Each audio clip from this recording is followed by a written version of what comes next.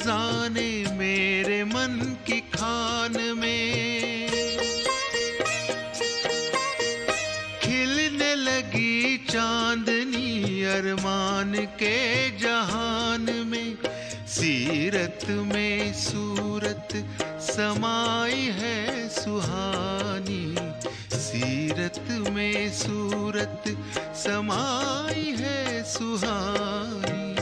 आपने संवार दी मेरी जिंदगानी, हम पे की आपने बड़ी मेहरबानी। मेरे बाबा मुझको दी खुशियाँ बेपनाह, मेरे बाबा मुझको दी खुशियाँ बेपनाह। आपकी इनायतें हैं आपकी निशानी, आपने संवार दी मेरी जिंदगानी।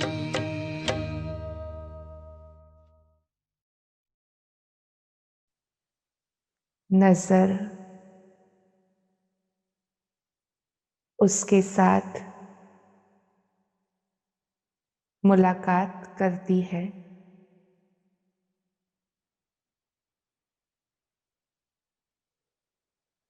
जिसके लिए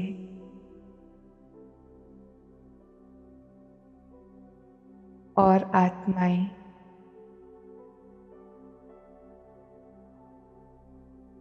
एक पल दर्शन मात्र चाहती है।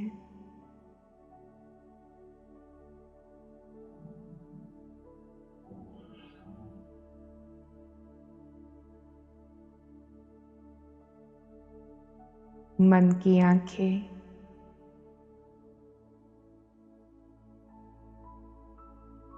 बाबा को देख रही हैं,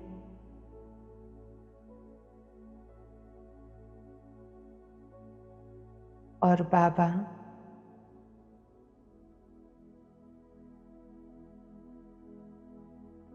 अपनी रूहानी दृष्टि से मुझे देख रहे हैं।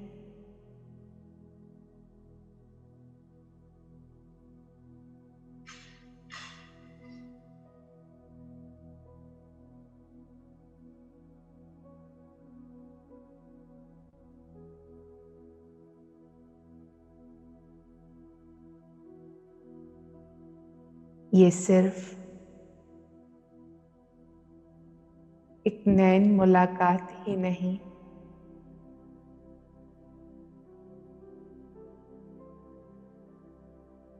पर ये वो अनुभव है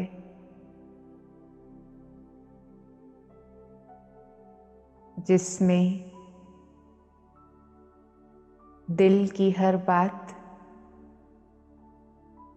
कही जाती है।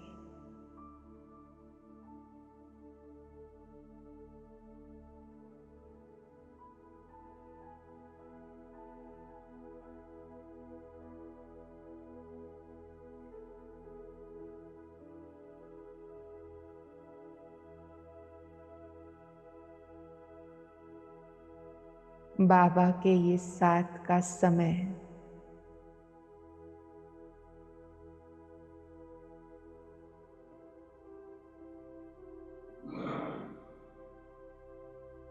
इतने न सौभाग्य से मैंने पाया।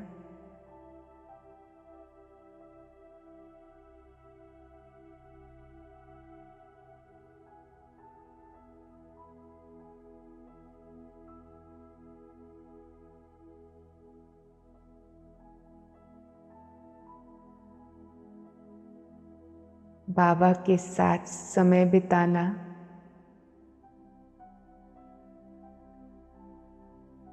अर्थात बाबा को अपना समय देना,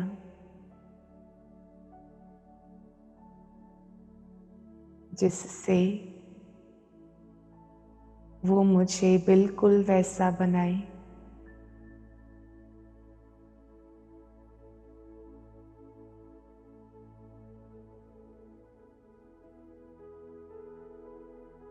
जैसा वो मुझे देखना चाहते हैं।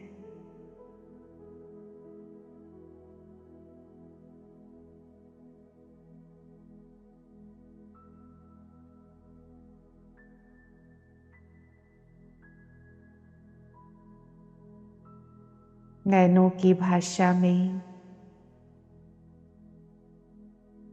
बाबा मुझे कह रहे हैं,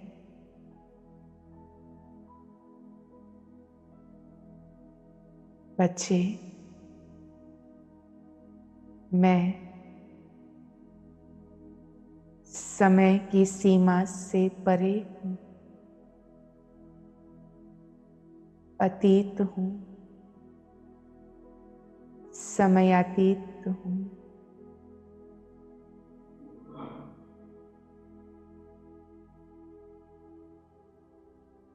इसलिए बच्चे, तुम्हें अपना समय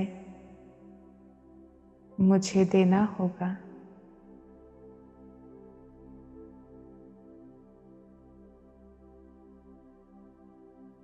तब मैं तुम्हें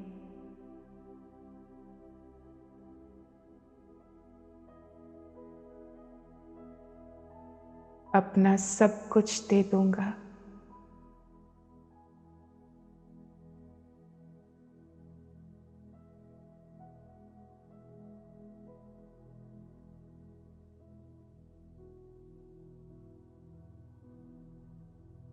और यही वो वेला है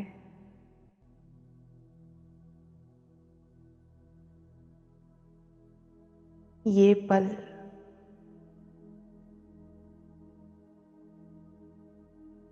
बाबा के साथ बिताने के लिए।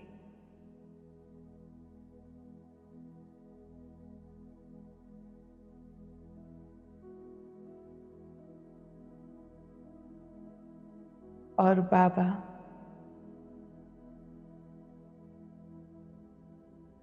मेरी भीतर की दुनिया को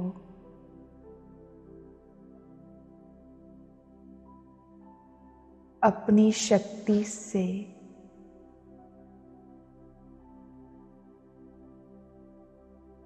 अपने प्यार से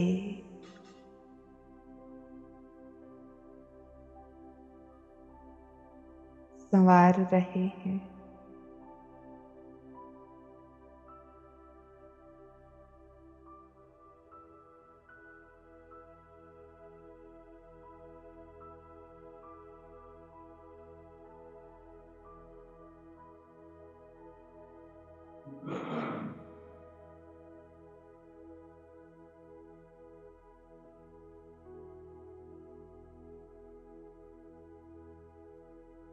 ये परमात्मा प्यार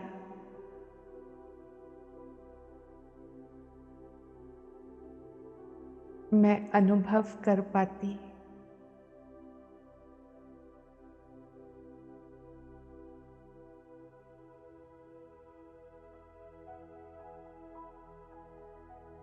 और दुनिया इसे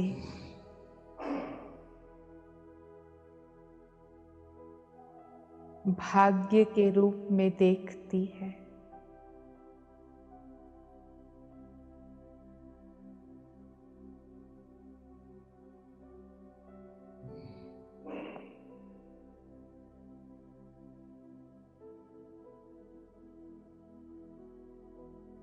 दुनिया भाग्य कहती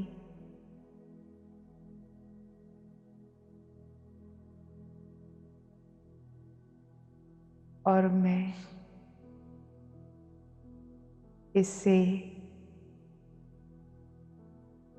प्रभु प्रीत कहती हूँ।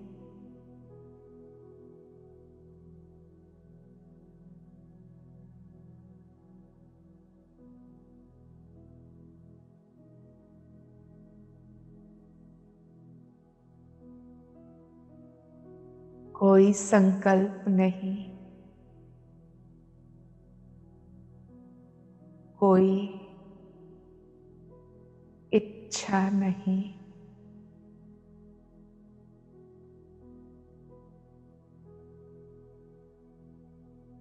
कोई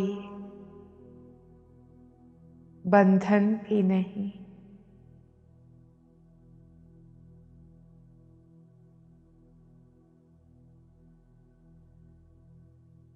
इस पल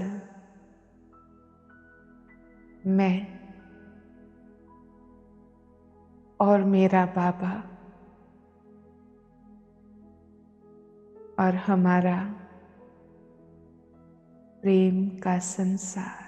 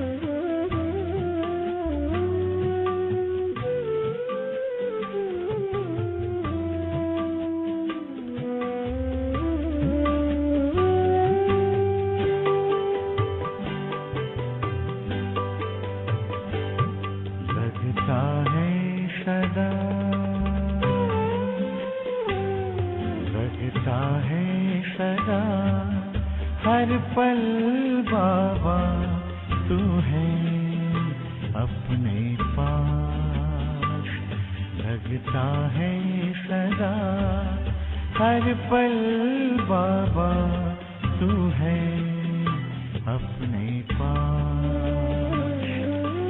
जब जब सोचो तेरे बारे में, गुणों की सुगंध महकाए, तेरे प्यार की किरणें लहराए, स्वर्णिम प्रकाश चमचमाए, लगता है सदा, लगता है सदा हर पल बाबा तू है अपने पास, लगता है सदा।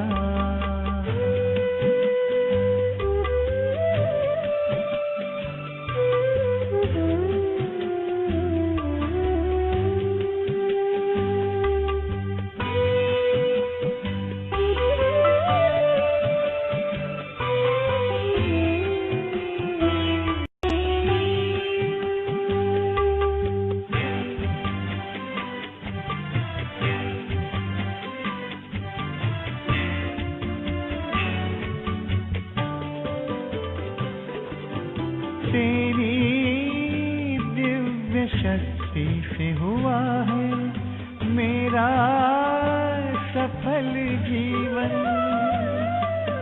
तेरी दिव्य शक्ति से हुआ है मेरा सफल जीवन।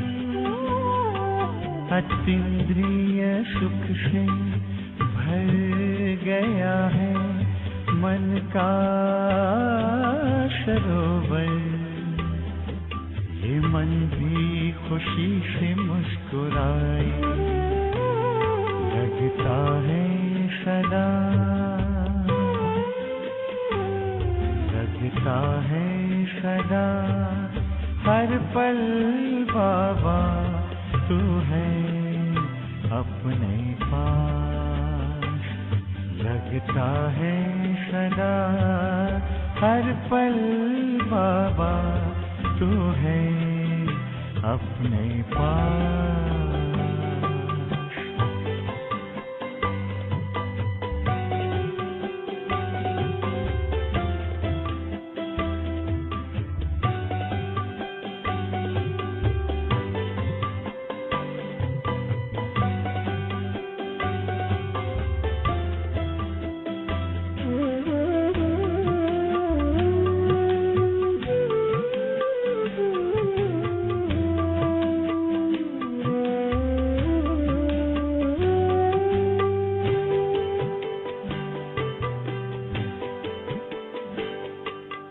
तेरी अमृत वाणी सुनाए, कोयल सा मधुर गीत,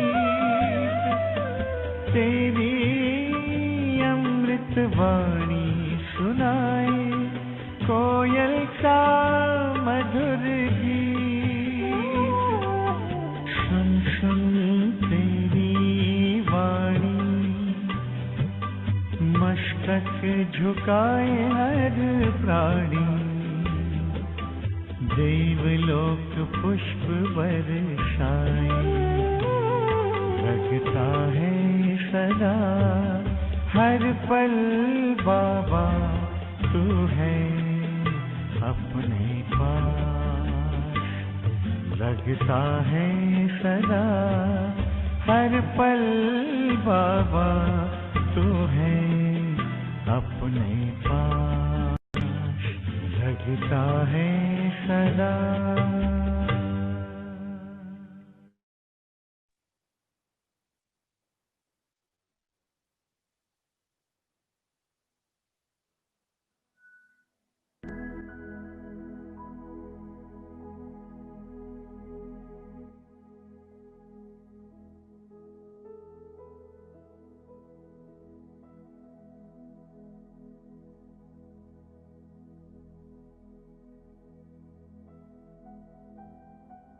बाबा का ये साथ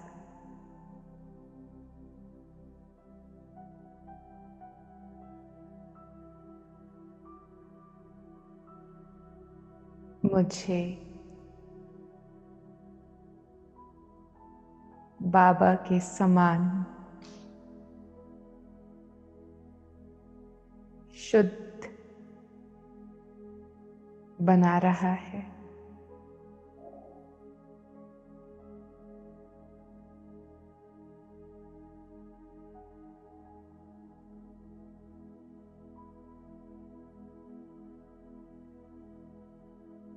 ये रूहानी प्रीत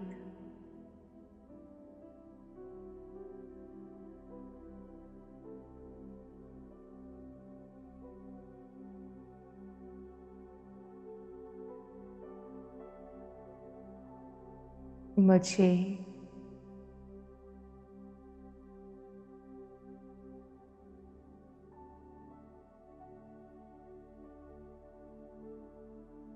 पवित्र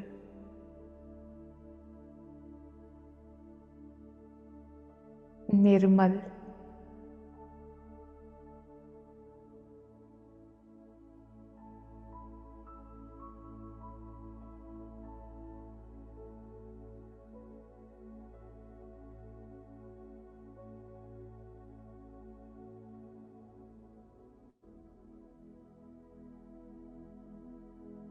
सरल बना रही है।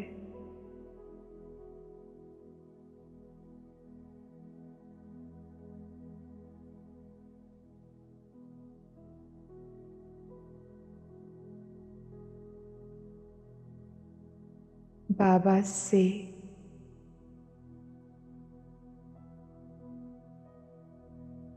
जब सब कुछ पाया है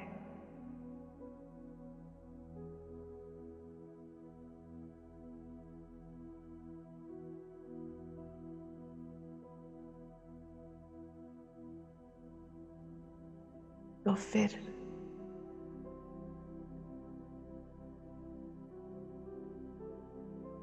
कोई भी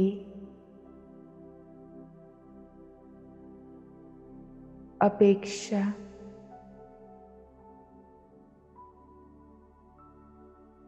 रह ही नहीं सकती।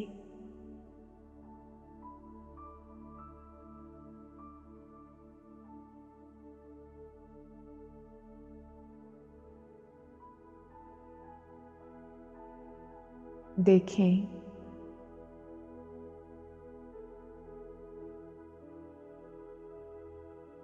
बाबा ने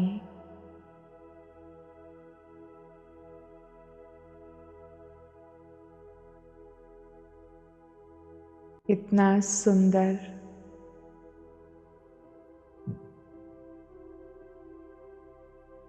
संकल्पों का संसार मुझे दिया है।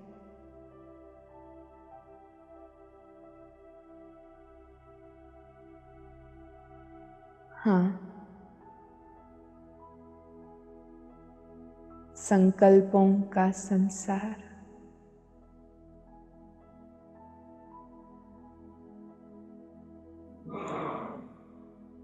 रोज सुबह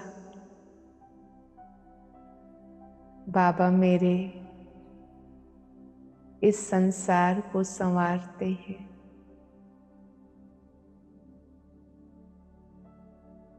रोज रोज, हर रोज।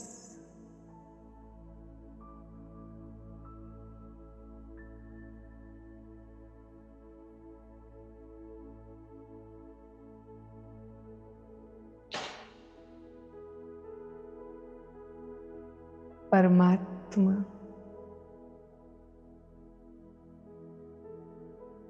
संकल्पों से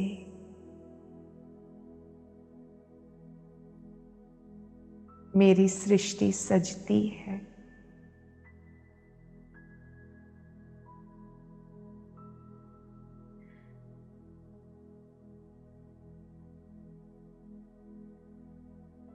मेरी तकदीर सजती है।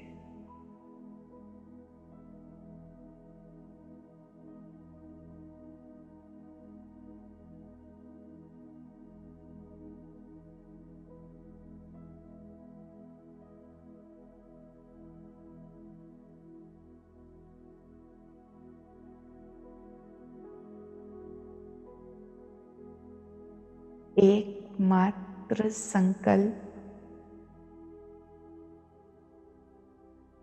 उसमें भी कितनी शक्ति होती है।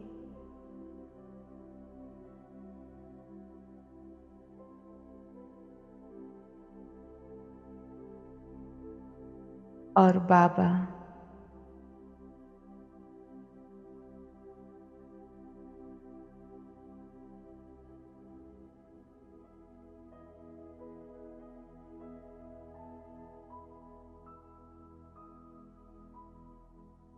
अपने असीम शुद्ध शक्तिशाली संकल्प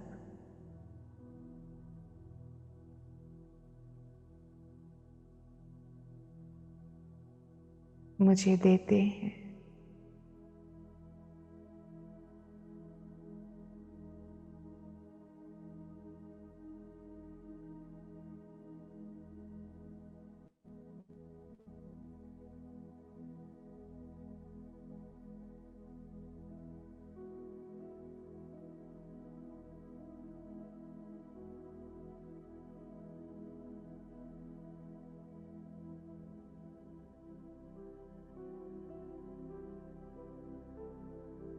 अंतर मन में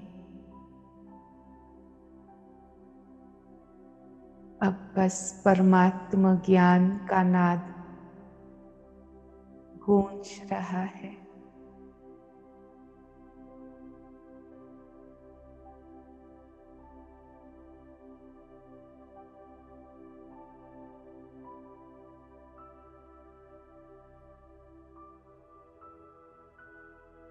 संकल्प बीज है।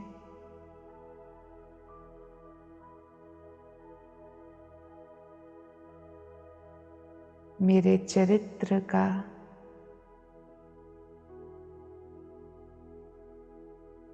मेरे व्यवहार का,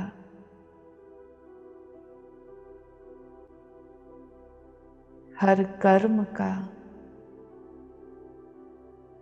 और इसीलिए भाग्य का।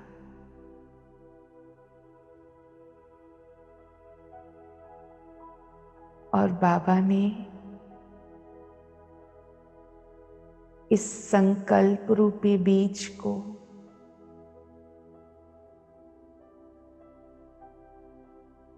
अपने जैसा बनाया।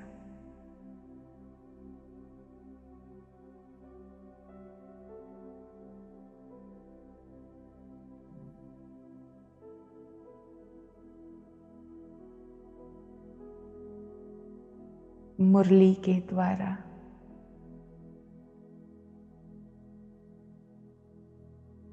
मेरे मन को श्रृंगारा।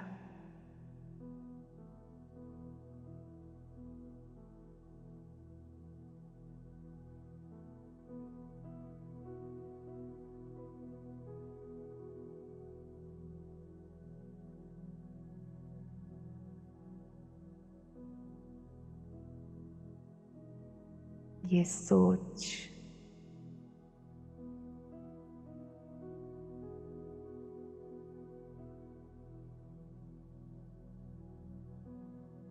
मन और आतुर हुआ।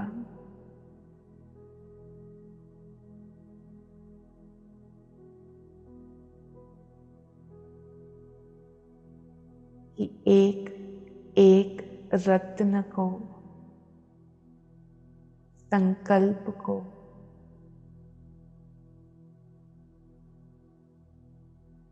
ज्ञान बिंदु को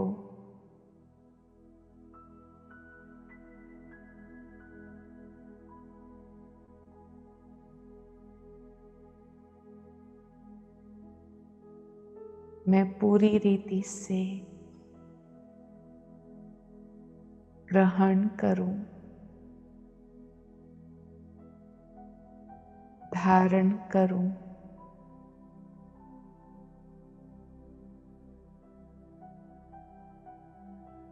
और हाँ,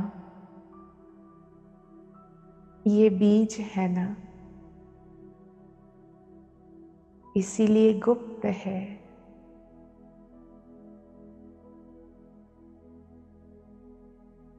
पर इस बीज का फल प्रत्यक्ष है। इसलिए बाबा के ज्ञान को अपने कर्म में अपनाकर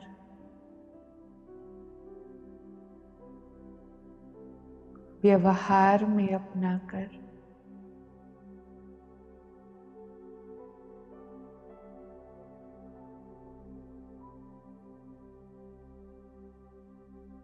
मैं इससे प्रत्यक्ष करती हूँ।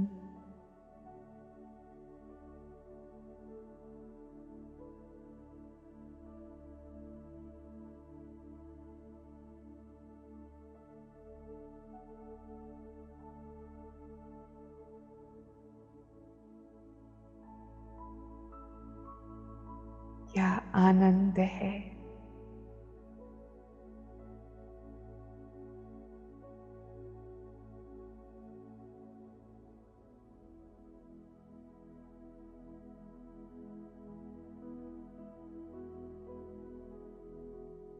असीम सुख,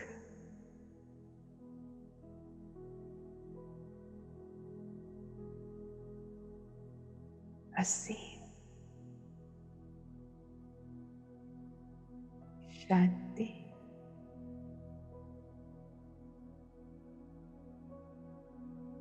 अपार शक्ति,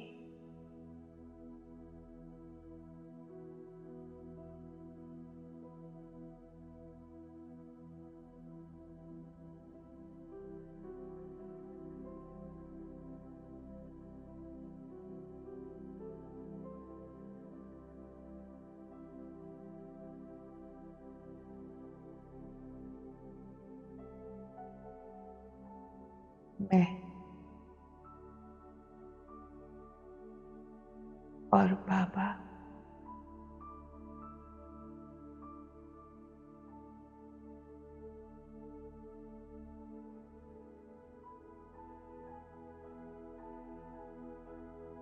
इस पल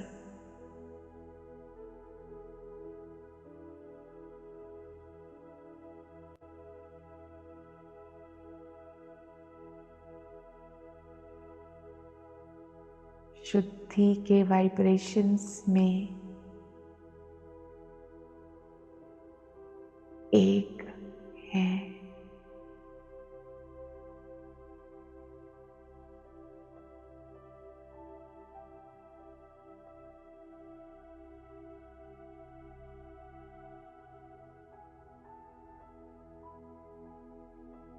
ये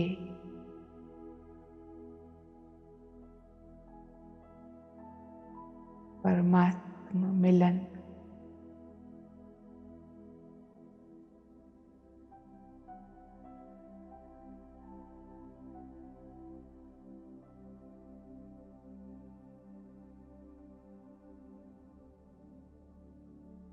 मेरे जीवन का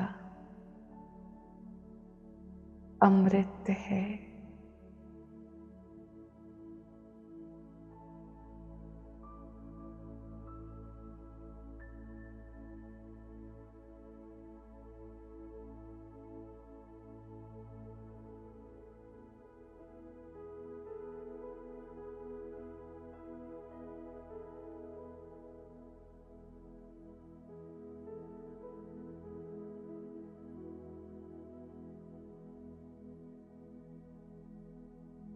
और बाबा कहते,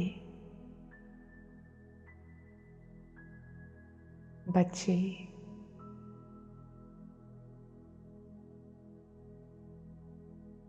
अमृत वेले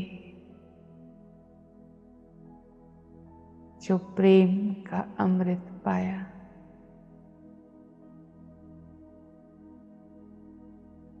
अब सारा दिन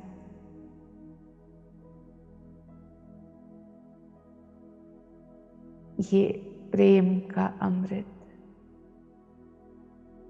हम सबको पिलाना।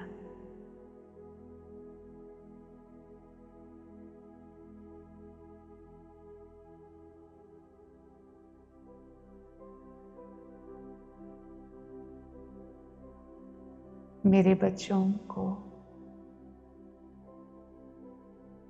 मेरी याद दिलाना।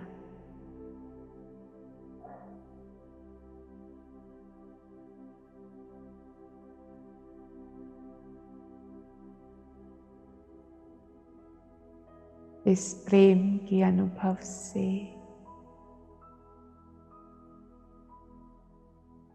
उन्हें भी तृप्त करना।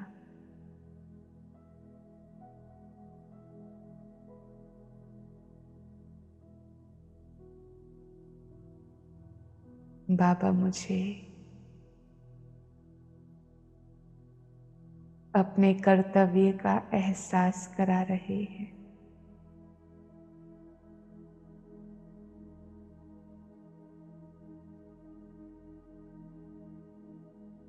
कि मुझ आत्मा का हर श्वास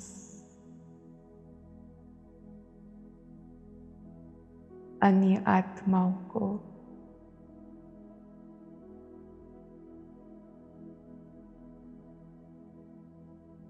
परमात्मा अनुभूति कराने के लिए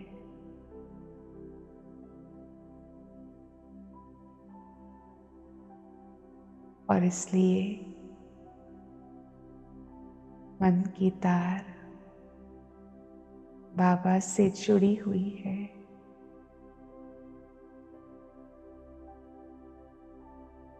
और मैं आत्मा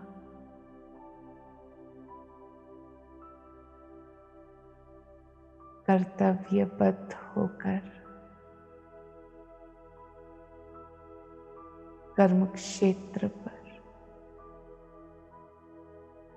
उसका प्यार बांटने उपस्थित हूँ।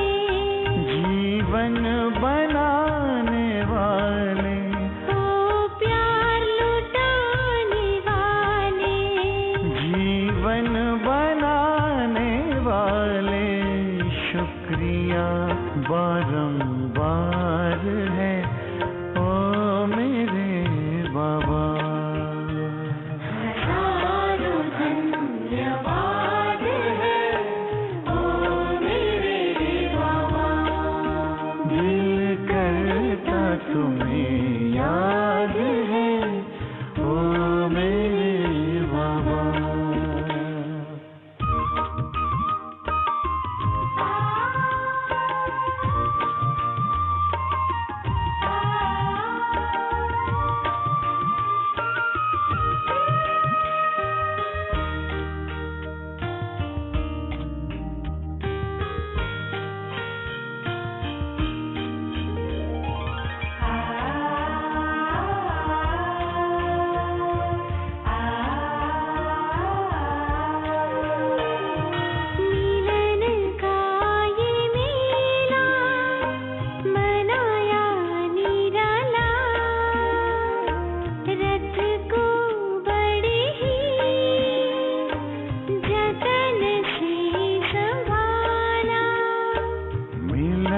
का ये मेला मनाया निराला, रथ को बड़े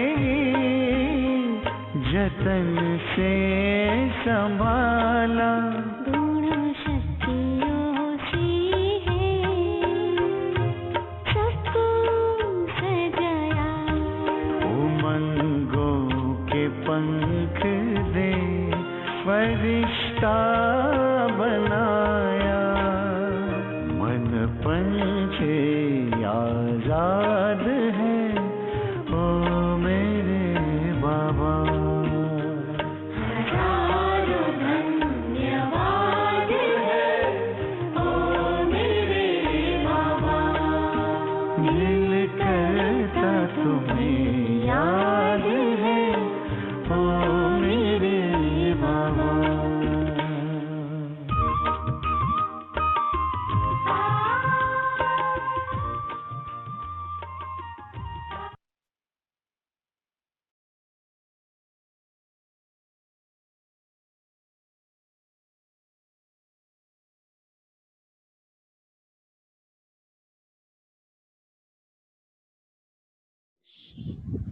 मुझे ज्ञान में इस ज्ञान मार्ग पर चलते हुए 50 वर्ष से ज्यादा हो गया।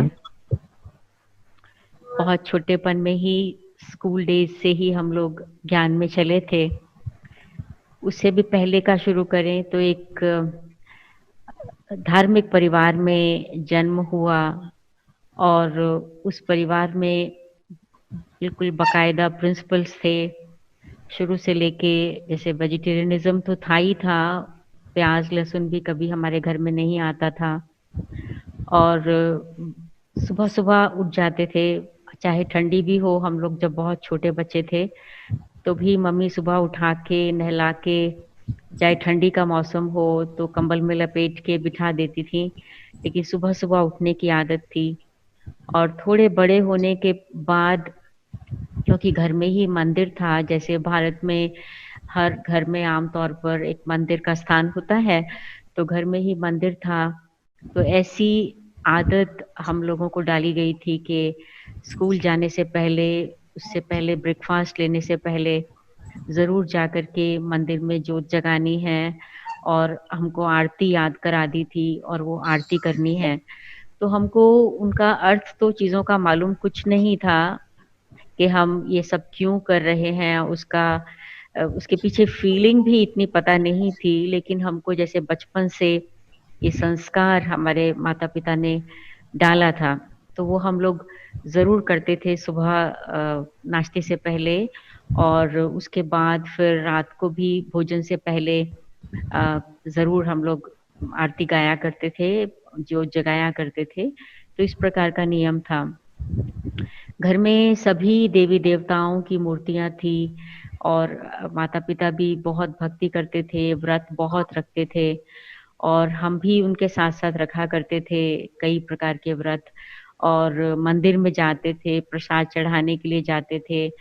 तो धीरे-धीरे पूजा तो सभी की होती थी, लेकिन मुझे जो सबसे अधिक मन में प्रेम था वो श्री कृष्ण के प्रति था।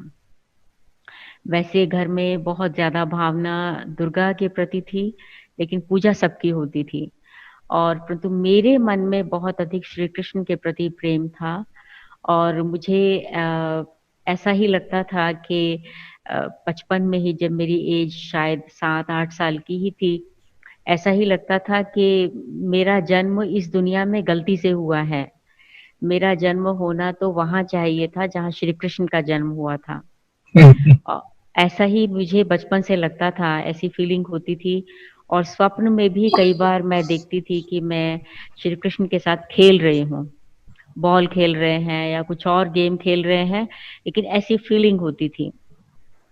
और फिर एक उसके अलावा मन में कई प्रकार के प्रश्न भी बहुत उठते थे, क्योंकि घर में हमारे फादर रात को सोने से पहले कभी-कभी रामायण पढ़ा करते थे और जब ये रामलीला वगैरह होती है, तो हम लोग देखने जाया करते थे। तो मेरे मन में प्रश्न उठते थे कि ये लोग ये कॉन्ट्राडिक्टरी बातें क्यों कहते हैं? एक तरफ से कहते हैं कि श्री राम भगवान हैं और उसके बाद फिर कहते हैं कि उनकी सीता चोरी हो गई और उन्होंने ऐसा किया, वैसा किया। उनको पता क्यों नहीं चला? भगवान को तो सब कुछ मालूम होता है। उनको ढूँढना क्यों पड़ा उसको? और तो फिर उन्होंने जब उसको ढूँढने की कोशिश की, तो फिर जैसा बताते हैं कि उन्होंने बाली को छुप के तीर मारा, तो मुझे लगा कि ऐसा क्यों उनको छुप के तीर मारने की ज़रूरत पड़ी? वो तो भगवान है, वो सर्वशक्तिवान अगर है, तो उसको ये सब नहीं करना होगा। नहीं आती थी कि लोग ये कॉन्ट्राडिक्टरी बातें क्यों करते हैं। ऐसे ही श्री कृष्ण के बारे में भी है, तो फिर क्यों लोग कहते हैं उन्होंने मक्खन चोरी किया, तो भगवान को चोरी क्यों करने की ज़रूरत है? तो इस प्रकार का संकल्प मन में आता था कि उन्होंने ऐसा किया, वैसा किया, जो भी बातें लोग बोलते हैं। तो ये प्रश्न मैं अपने लौकिक मदर से पूछा करती थी कि मम्मी ऐसा क्यों बोलते हैं लोग? एक तरफ कहते हैं भगवान है, फिर कहते हैं ऐसा किया, वैसा किया।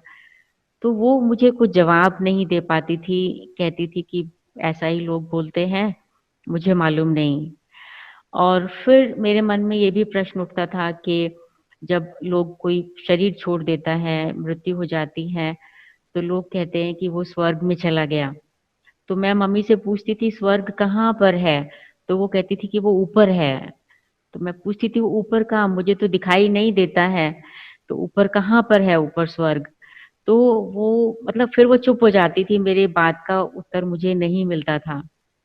और ऐसा मुझे फ़ील होता था कि क्योंकि हम लोग सुनते थे बचपन में कि जब व्यक्ति मर जाता है तो पहले वो भगवान के पास जाता है और भगवान उसका रजिस्टर देखता है और उसके रजिस्टर के हिसाब से अच्छे और बुरे कर्मों के हिसाब से या तो वो उसको स्वर्ग में भेज देता है या तो उसको नर्क में भेज देता है।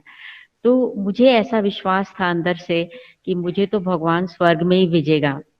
क्यों था ये मुझे पता नहीं, लेकिन मुझे ये अंदर से विश्वास था कि मुझे भगवान स्वर्ग में ही भेजेगा। तो ये थे बचपन के दिन जब ये इस तरह के प्रश्न और इस तरह की फीलिंग्स मेरे मन में थी।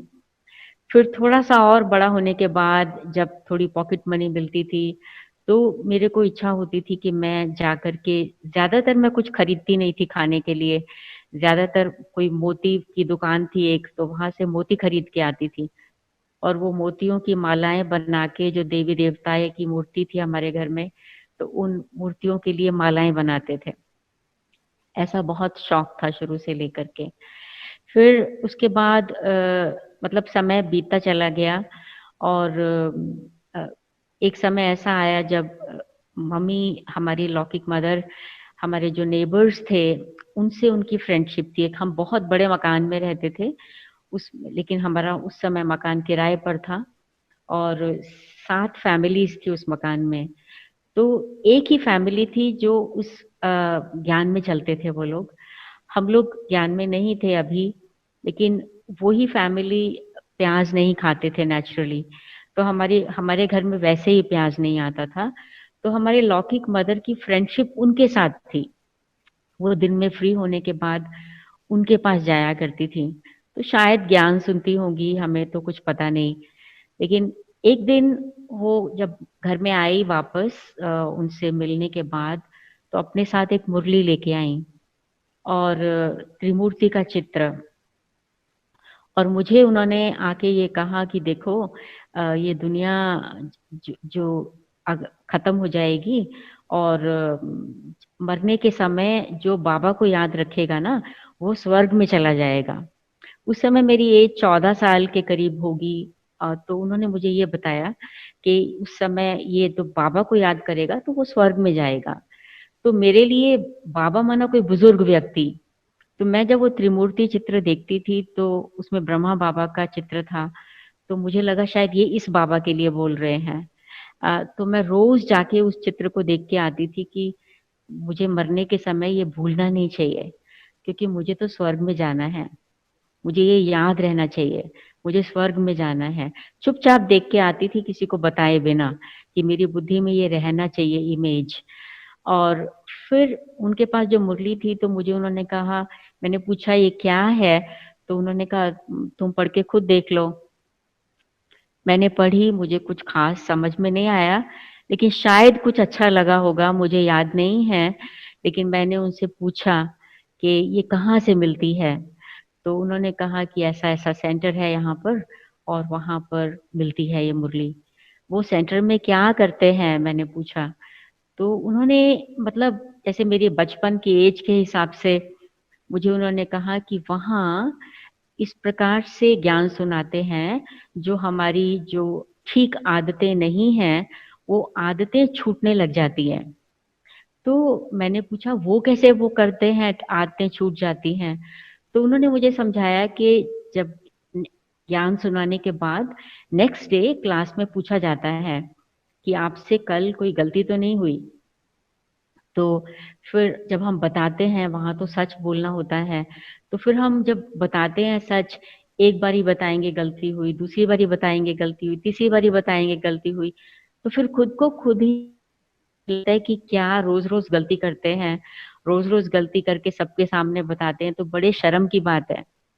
तो वो धीरे धीरे वो समझ में आने लग जाता है और खराब जो आदतें हैं, ठीक आदतें अगर नहीं होती हैं कोई, तो वो छूटने लग जाती हैं। तो मुझे ये बात उनकी बहुत अपील कर गई और मैंने ये सोचा कि वहां तो फिर जरूर जाना चाहिए। तो लेकिन उन दिनों मेरे पढ़ाई के दिन थे, एग्जामिनेशन नजदीक आने वाले थे और मैं उस समय 10th क्लास में थी और तो सेंटर पे मैं अभी गई नहीं। और हम लोग, मुझे पढ़ने का बचपन में शुरू से ही, क्योंकि सुबह उठने की आदत थी, तो जब एग्जामिनेशन नजदीक होता था बहुत जल्दी उठ करके मैं बहुत घंटे लगातार एकांत में जाके मेजॉरिटी छत पर जाके पढ़ा करती थी। तो बचपन से गीत गाने का बहुत शौक था हमारे घर में सभी को ही। तो वो जो नेबर्स थे हमारे, उनको भी मालूम था हम लोग गीत गाते हैं। तो उन्होंने मुझे देखा कि मैं छत पर हूँ और मुझे कहा तुम एक दफा 1 मिनट नीचे आओ, कुछ मुझे आपको दिखाना है, सुनाना है। तो मैंने कहा पता नहीं क्या सुनाना चाहते हैं।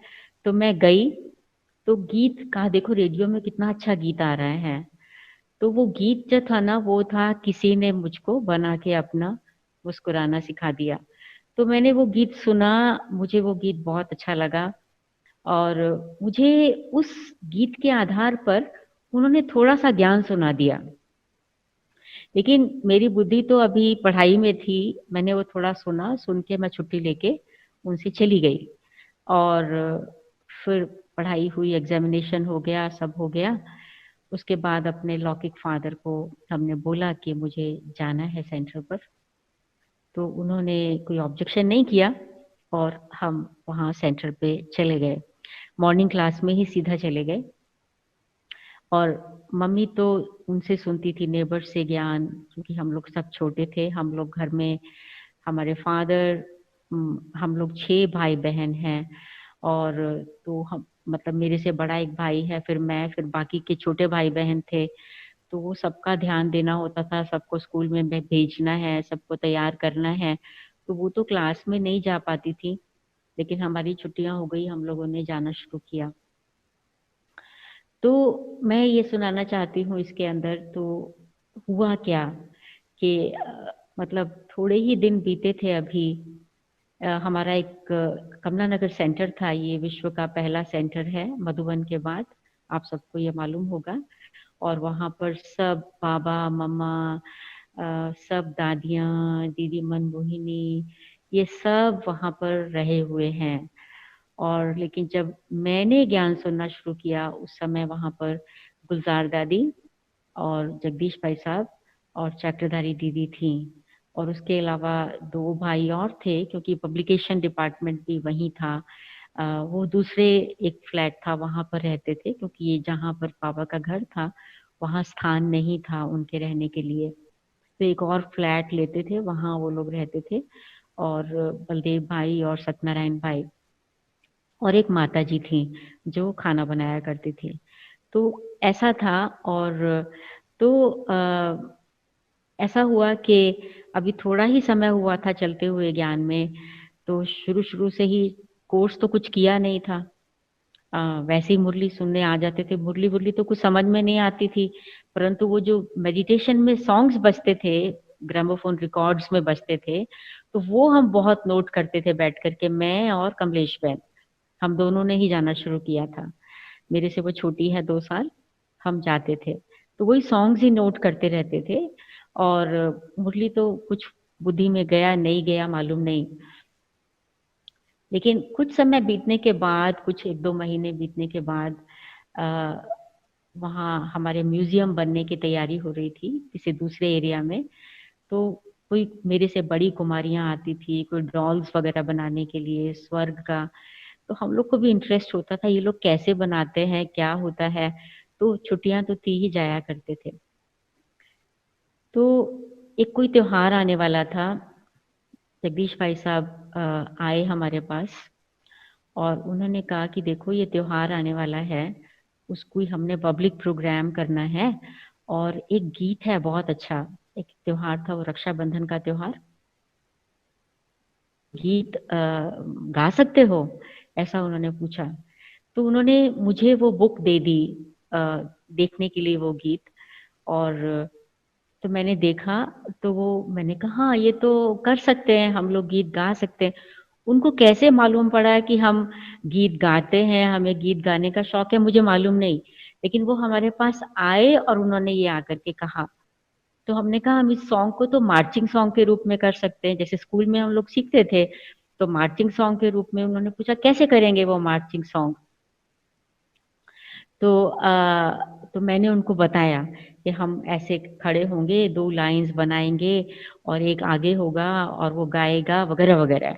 ऐसे एक्शन सॉन्ग करके हम लोग इसको गाएंगे। और वो गीत था पवित्र बन माँ भारती पुकारती। तो हम लोग उसकी रोज रिहर्सल करना शुरू कर दिया। कोई म्यूजिक बजाने वाला तो होता नहीं था, कोई हारमोनियम भी नहीं, कोई तबला भी नहीं, कुछ नहीं। हम खुद ही गाते थे, खुद ही एक्शन करते थे, खुद ही उसका डायरेक्शन देते थे, खुद ही सब कुछ करते थे। और जब हम लोग रिहर्सल किया करते थे तो भाई साहब भी हमारे साथ आकर के मार्चिंग शुरू कर देते थे। तो हम लोगों का एंथुजियाज्म बढ़ाने के लिए। और तो इस प्रकार से वो गीत फर्स्ट टाइम जब वो पब्लिक प्रोग्राम हुआ, तो हम कुमारियां वाइट ड्रेस और रिबन और ये वो बेल्ट्स बांध के बड़ी ऑफिशियली हम लोगों ने वो सॉन्ग किया। और वो सॉन्ग इतना पॉपुलर हो गया हमारे यज्ञ में। शायद हम लोगों ने 100 बार तो कम से कम वो सॉन्ग को जगह जगह पर प्रेजेंट किया होगा। कहीं पे भी किसी सेंटर पे दिल्ली में प्रोग्राम होता था, वो हम लोग को इनवाइट करते थे। मधुबन में हम जाते थे तो कोई वीआईपी आएगा तो वो हम लोगों को कहते थे कि तुम लोग आओ, ये गीत इनको दिखाओ करके। तो बहुत पॉपुलर हुआ। पता नहीं कितनी बार हम लोगों ने वो सॉन्ग प्रेजेंट किया होगा पब्लिक के अंदर। और तो वो फर्स्ट एक मतलब अपॉर्चुनिटी थी जिससे हमारा ये पार्ट खुल गया और हम लोग गीत गाने लगे। फिर धीरे धीरे गीत बनाने लगे। हम कोई कंपोजिटर्स तो नहीं हैं, लेकिन जो फिल्मी सॉन्ग्स होते थे उसी के शब्दों को चेंज करके वो लोग हम गीत बनाने लगे। तो बहुत गीत बने, बहुत गीत बने, बहुत रिकॉर्ड हुए। विदाउट म्यूजिक भी रिकॉर्ड हुए, विद म्यूजिक भी धीरे धीरे समय आया, वो भी रिकॉर्ड हुए। तो एक ये सेवा का पार्ट शुरू हो गया। उसके मतलब गीत के बाद की बात नेक्स्ट बताती हूँ कि फिर भाई साहब के साथ, भाई साहब ने शायद मेरी डायरी देखी होगी। तो उन्होंने देखा मेरी हैंडराइटिंग मतलब इंग्लिश की, हिंदी की अच्छी है। तो उन्होंने मुझसे पूछा कि आप, अगर मैं आपको कुछ काम दूं तो आप वो उसके मतलब रिटन मटेरियल, तो आप उसकी फेयर कॉपी बना सकते हैं, मुझसे उन्होंने पूछा। तो मैंने कहा हाँ, मेरी छुट्टियां हैं, मैं बना सकती हूँ, लिख सकती हूँ फेयर कॉपी। तो तब वो उस समय से ही, अभी मुझे 1 साल भी ज्ञान में नहीं था, तो मेरा संबंध भाई साहब के साथ नजदीकी का इस बेसिस पर हो गया कि वो मुझे कुछ काम करने के लिए देते थे और कहते थे कि इसकी फेयर कॉपी बनाना है। क्योंकि उस समय हमारे पास सेंटर में कंप्यूटर की तो बात ही छोड़ दीजिए, टेप रिकॉर्ड, ये टाइपराइटर भी नहीं था, टाइपराइटर भी नहीं था। और वो मेरा हैंड रिटन टेक्स्ट ही प्रेस में जाता था पब्लिश होने के लिए। और आप लोग जानते हैं कि उन दिनों पब्लिशिंग का तरीका बिल्कुल डिफरेंट था, आज की जैसा नहीं था। उसमें जैसे हिंदी के जो शब्द होते हैं, उसमें नीचे की मात्रा, ऊपर की मात्रा, छोटी बड़ी, ऊपर ये वो, तो वो एक एक को चुन चुन के वो लगाना होता है। और वो ऐसा जाता था उसके अंदर। फिर उसके बाद मैंने वो किया, फिर उसके बाद प्रूफ रीडिंग वो बन करके आता था, उसमें बहुत सी गलतियां होती थी, तो भाई साहब मुझे कहते थे इसको करेक्ट करो, इसमें जहां गलतियां है ना उसको ठीक करो। तो वो प्रूफ रीडिंग का काम फिर शुरू हो गया, फिर वो 2-3 बारी जाता था। तो भाई साहब के साथ फिर इस प्रकार की सेवा भी शुरू हो गई। तो मतलब बहुत ही जल्दी एज में ही भाई साहब के मैं सेवा के कारण से नजदीक आ गई। उसके बाद समर वेकेशन जब थी तो हमको चक्रधारी दीदी ने, कुमारियों का हमारा ग्रुप था, करीब 40 कुमारीज थे हम लोग, छोटे बड़े सब मिला के। तो उनको हमको हमारे बचपन की लैंग्वेज में हमको प्रिलिमिनरी कोर्स, ये जो हमारा साप्ताहिक पाठ्यक्रम का कोर्स है, छोटे छोटा लेसन दे के कोर्स कराया। तो उसके बेसिस पे मुझे एग्जीबिशन समझाना आ गया। तो जब भी एग्जीबिशन कहीं होती थी तो मैं एग्जीबिशन समझाना शुरू कर दिया। तो ये सेवा भी शुरू हो गई। उसके अलावा कभी कोई हम लोग देखते थे, छोटे छोटे हम सब इकट्ठे होते थे, ये अलमारी में चीजें ठीक सेट नहीं है, तो हम कुर्सी के ऊपर चढ़ के, क्योंकि हाइट छोटा था, कुर्सी के ऊपर चढ़ के कोई पकड़ लेता था कुर्सी, कोई गिर ना जाए, उसको इसको सेट करना है, यहाँ ये करना है, किचन के बर्तनों को सेट करना है, ये करना है। तो उसके अंदर भी हम लोग लग जाते थे वो सेंटर की सेवा करने के लिए भी। तो मतलब कि सेवा से संबंध, कई हर प्रकार की सेवा का संबंध लगभग शुरू से ही हो गया। और ऐसा होने के कारण, स्पेशली गीत और ड्रामास और कल्चरल प्रोग्राम होने के कारण, हम लोग मधुबन में बहुत फेमस हो गए। जब भी हमारा ग्रुप जाता था तो सब कहते थे कमला नगर के कुमारियां आई हैं, कमला नगर से कुमारियां आई हैं, तो अब शाम को रोज कल्चरल प्रोग्राम होंगे। तो बहुत ग्रुप पॉपुलर होने लग पड़ा। और इधर फिर भाई साहब के साथ में दूसरी प्रकार की सेवाएं भी शुरू हो गई धीरे धीरे होते होते। मैं तब घर में ही रहती थी, मेरी पढ़ाई चल रही थी, स्कूल पूरा हुआ। स्कूल पूरा होने के बाद, हायर सेकेंडरी के बाद, मैंने अपने लौकिक फादर को कहा कि मुझे मधुबन में टीचर्स ट्रेनिंग थी, तब वो हो रही थी, फर्स्ट ट्रेनिंग 1970 में। तो मैंने कहा कि मुझे जाना है वहाँ। तो मुझे फादर ने कहा नहीं, नहीं जाना है, क्योंकि अभी तुम बहुत छोटी हो और अभी ये एज नहीं है वो ट्रेनिंग लेने की, अभी तुमको पहले पढ़ना है।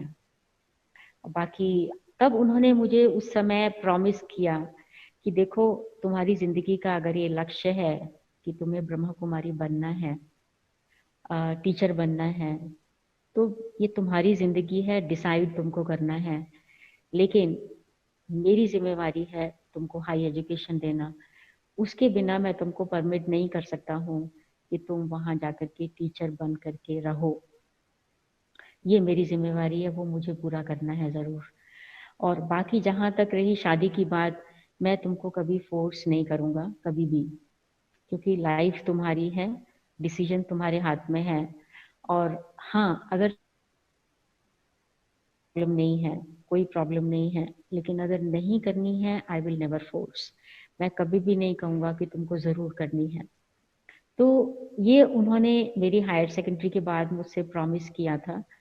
तो वैसे मुझे डॉक्टर बनने का एम था, लक्ष्य यही था स्कूल में। जब मैं, हाँ एक बात मैं आपको बताना भूल गई, जब मैं बहुत छोटी थी तो मुझे मतलब लगता था कि मुझे सब लोगों जैसा जीवन नहीं जीना है, मुझे कुछ अलग तरह का जीवन जीना है। तो मैं मम्मी को बोलती थी कि मुझे शादी नहीं करनी है सार सबकी तरह। वो कहती थी क्यों, सब लड़कियां ऐसे ही बोलते हैं जब छोटी होती हैं, जब बड़े हो जाएंगे ना फिर देखेंगे। तो मैं बोलती थी मैं सब लड़कियों जैसी नहीं हूँ, मुझे नहीं करना है। तो वो कहती थी फिर क्या करेगी बड़ी होगी तो मैं सोचती थी, मैं कहती थी उनको कि मैं बड़ी होंगी तो मैं दुनिया की सेवा करूंगी।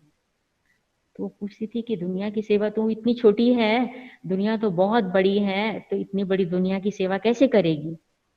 तो मैं कहती थी, सोचती थी कैसे करूंगी। तो संकल्प आता था कि मैं डॉक्टर बन जाऊंगी, क्योंकि मुझे लगता था कि ये प्रोफेशन बहुत नोबल प्रोफेशन है और मुझे ये डॉक्टर बनना है। तो इसी एम से मैंने 9th क्लास में बायोलॉजी ली थी, और उसके बाद हायर सेकेंडरी के बाद मैं प्री मेडिकल और मेडिकल में जाना चाहती थी। लेकिन मुझे 10th में ही ज्ञान मिल गया, और अब ज्ञान मिलने के बाद मेरे जीवन का लक्ष्य बदल गया। और मैं सोचती थी, क्योंकि उन दिनों में ये यज्ञ में कहा जाता था कि 1976 में विनाश हो जाएगा। तो मैं सोचती थी कि अगर मैं मेडिकल में चली गई तो 76 तो मैं पढ़ती ही रहूंगी, तो मैं सेवा कब करूंगी, तो मेरी तो लाइफ ऐसे ही निकल जाएगी, मुझे तो सेवा करनी है। तो मैंने प्री मेडिकल का एम छोड़ दिया और अपने फादर को बहुत मुश्किल से कन्विंस किया। उन्होंने मुझे बहुत फोर्स किया, क्योंकि उनकी भी इच्छा यही थी कि मैं डॉक्टर बनूं। लेकिन अल्टीमेटली वो मान गए। तो मैंने बीएससी बॉटनी ऑनर्स में मैं एडमिशन लिया। तो उसके बाद फिर बीएससी के बाद, मतलब लंबी स्टोरी है बहुत, फिर एमएससी किया। 1974 में मेरी एमएससी पूरी हो गई। साथ साथ दोनों एजुकेशन चलता रहा, स्पिरिचुअल एजुकेशन और लौकिक एजुकेशन, दोनों ही चलता रहा। और मैंने ये देखा कैसे स्पिरिचुअल एजुकेशन का जो प्रभाव था, मेरा कंसंट्रेशन पावर बहुत बढ़ गया, ग्रास्पिंग पावर बहुत बढ़ गई, विल पावर बहुत स्ट्रांग हो गई, और जो एक सेंसिटिव नेचर था, छोटी सी बात पर आंखों में आंसू आ जाना, मतलब कोई ने जोर से कुछ कह दिया तो मतलब दिल धड़क उठता था।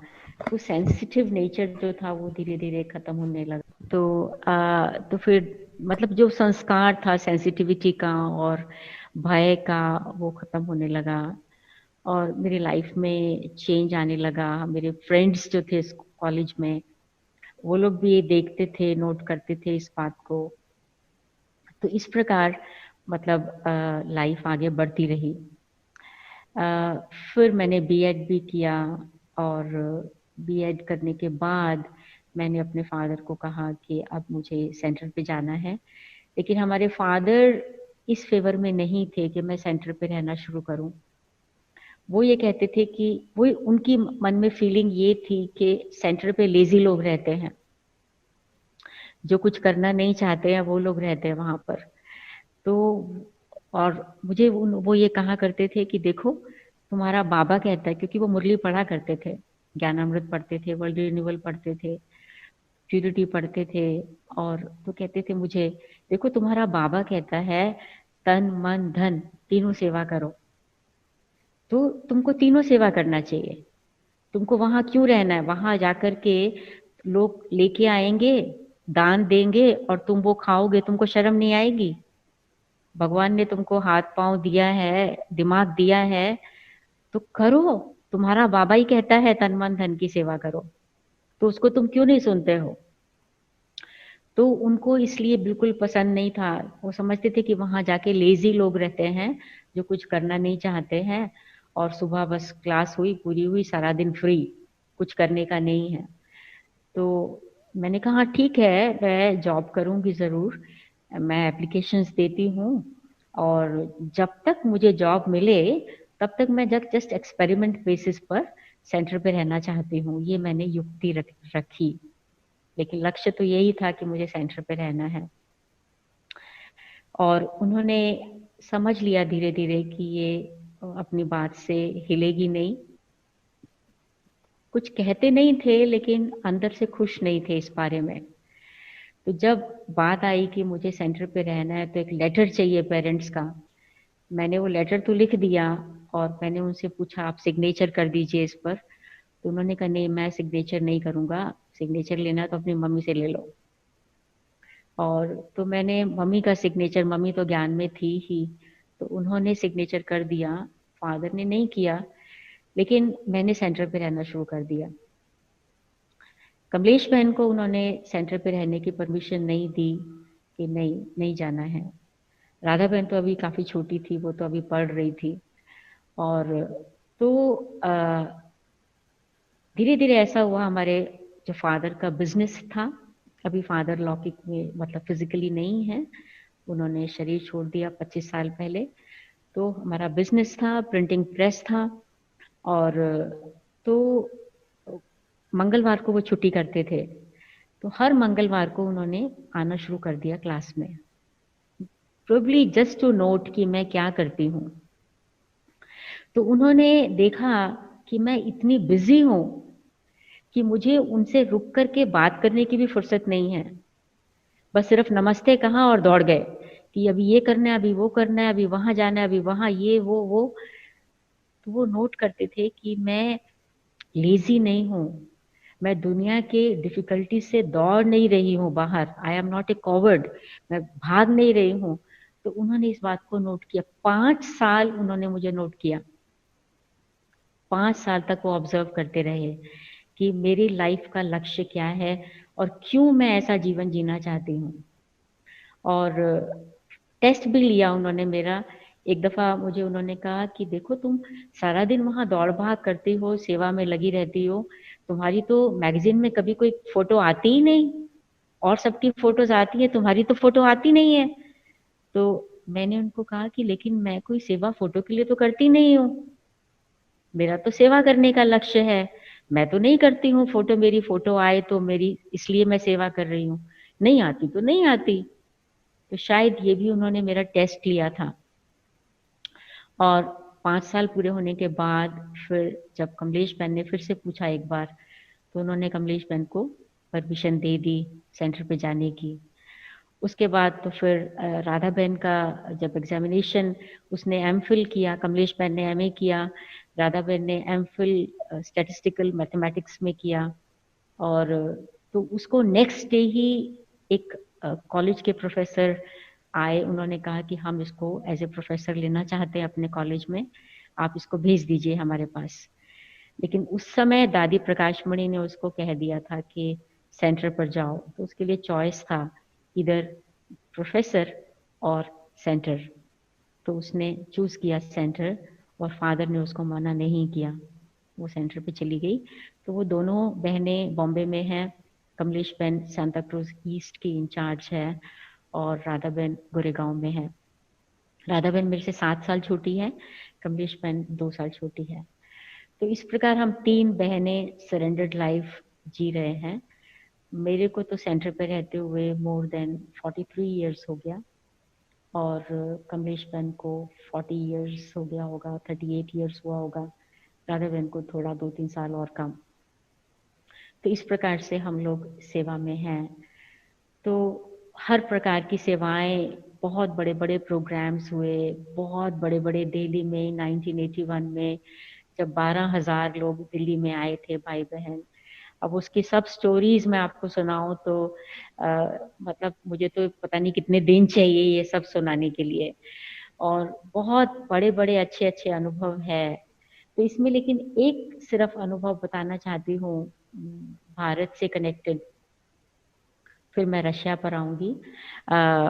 कि हम लोग मतलब भाई साहब जो थे ना, वो बहुत टाइम के, उसका महत्व बहुत था उनको, योग का महत्व, मुरली का महत्व, बाबा के प्रति प्यार बहुत बहुत बहुत गहरा था।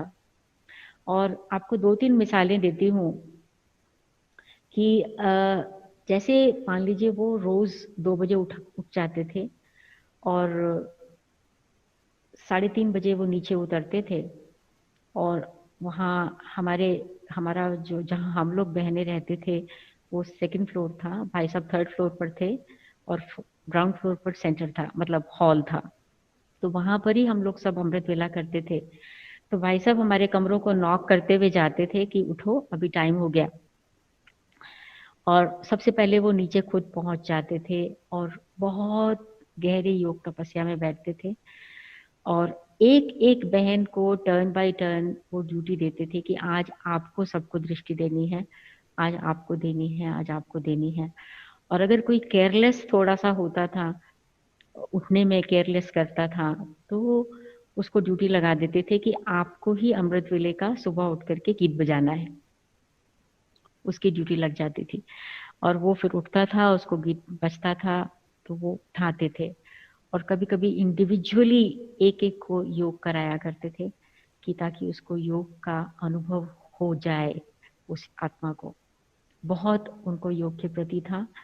और शाम की जो हमारी क्लास होती थी, फैमिली क्लास, जिसमें हम लोग सब क्लासेस पूरी होने के बाद, रात के भोजन के बाद, हम जो सेंटर निवासी थे हम लोग इकट्ठे होते थे। तो भाई सब उस क्लास में आते थे और अ, उसके बारे में 2-3 बातें बताऊंगी आपको मैं। तो कभी कभी हम लोगों को कहा करते थे, मेरे मेरे साथ बोलो, मीठे बाबा, प्यारे बाबा, लाडले बाबा, सिकिलदे बाबा। तो जितना प्यार से बोलते थे, हमको कहते थे बोलो। तो हम लोग तो कभी कभी हंसी भी आती थी, जैसे छोटे बेबीज को बुलवाते हैं ना। तो मुझे लगता है कि भाई साहब हमको बुलवा करके हमारे मन में बाबा के प्रति वो प्यार पैदा करना चाहते थे कि वो बोलो, उस बात को बोलो। कई बार हम लोगों से बुलवाते थे। और केवल उतना नहीं, परंतु जब वो कहते थे कि मुरली पढ़ो, चाहे साकार मुरली अगले दिन की, चाहे कोई अव्यक्त मुरली, तो मुझे याद है बहुत ऑफन मुझे कहते थे मुरली पढ़ने के लिए। तो मैं अभी 3 ही लाइनें पढ़ी होती थी। उन दिनों मुरली में ये सार, क्वेश्चन आंसर, ये कुछ नहीं होता था। मुरली सीधा ओम शांति से शुरू होती थी। और तो अभी मुरली की 3 लाइनें ही पढ़ी होती थी। तो भाई साहब पूछते थे प्रश्न कि ये बाबा ने क्यों कहा। अब मुरली मेरे हाथ में है तो मेरे से ही पूछते थे, बाबा ने क्यों कहा। तो मैं उसका उत्तर देती थी। तो भाई साहब उस उत्तर में से प्रश्न पूछते थे, फिर मैं उस प्रश्न का उत्तर देती थी। फिर जो नेक्स्ट आंसर में से फिर उसमें से प्रश्न पूछते थे। तो उत्तर में से प्रश्न, प्रश्न का फिर उत्तर, फिर उसका प्रश्न, फिर उसका उत्तर, फिर उसका प्रश्न, एक के अंदर एक, एक के अंदर एक, एक के अंदर एक। तो मैं कभी कभी कहती थी, भाई साहब अभी मुरली पढ़ने दीजिए ना, आगे तो मुरली हमने पढ़ी ही नहीं पूरी। तो उस समय तो मुझे इस चीज का इतना, मतलब मेरी उस समय एज 21-22 साल की थी, इतना रियलाइजेशन नहीं हुआ। लेकिन कुछ समय बीतने के बाद मुझे पता चला कि मुरली को कैसे पढ़ना होता है, मुरली को कैसे समझना होता है। मुरली के सिर्फ सेंटेंसेस को नहीं पढ़ना है, लेकिन सेंटेंसेस के बीच में बाबा क्या कहना चाहते हैं, बाबा की फीलिंग्स को कैच करना है, बाबा के भाव को कैच करना है। तो वो बात मुझे तब समझ में आने लगी कि वो, लेकिन वो जो जैसे कहते हैं ना कि वो जो बीज था ना, वो उस समय पड़ गया था, वो बीज उस समय पड़ गया था। और जो फिर धीरे धीरे समय आने पर प्रस्फुटित होने लगा। और मुरली के प्रति जो मुरली की गहराई है, मुरली में जो विजडम है, मुरली में हर प्रश्न का उत्तर है, मुरली में बाबा जब सब कुछ क्लियर कर देता है हर सब्जेक्ट के बारे में, ब्राह्मण जीवन के बारे में, तो उसका मजा आने लगा। तो ये उस समय होता था। और उसके अलावा हम भाई साहब बहुत सिंपल फूड खाते थे, बहुत सिंपल।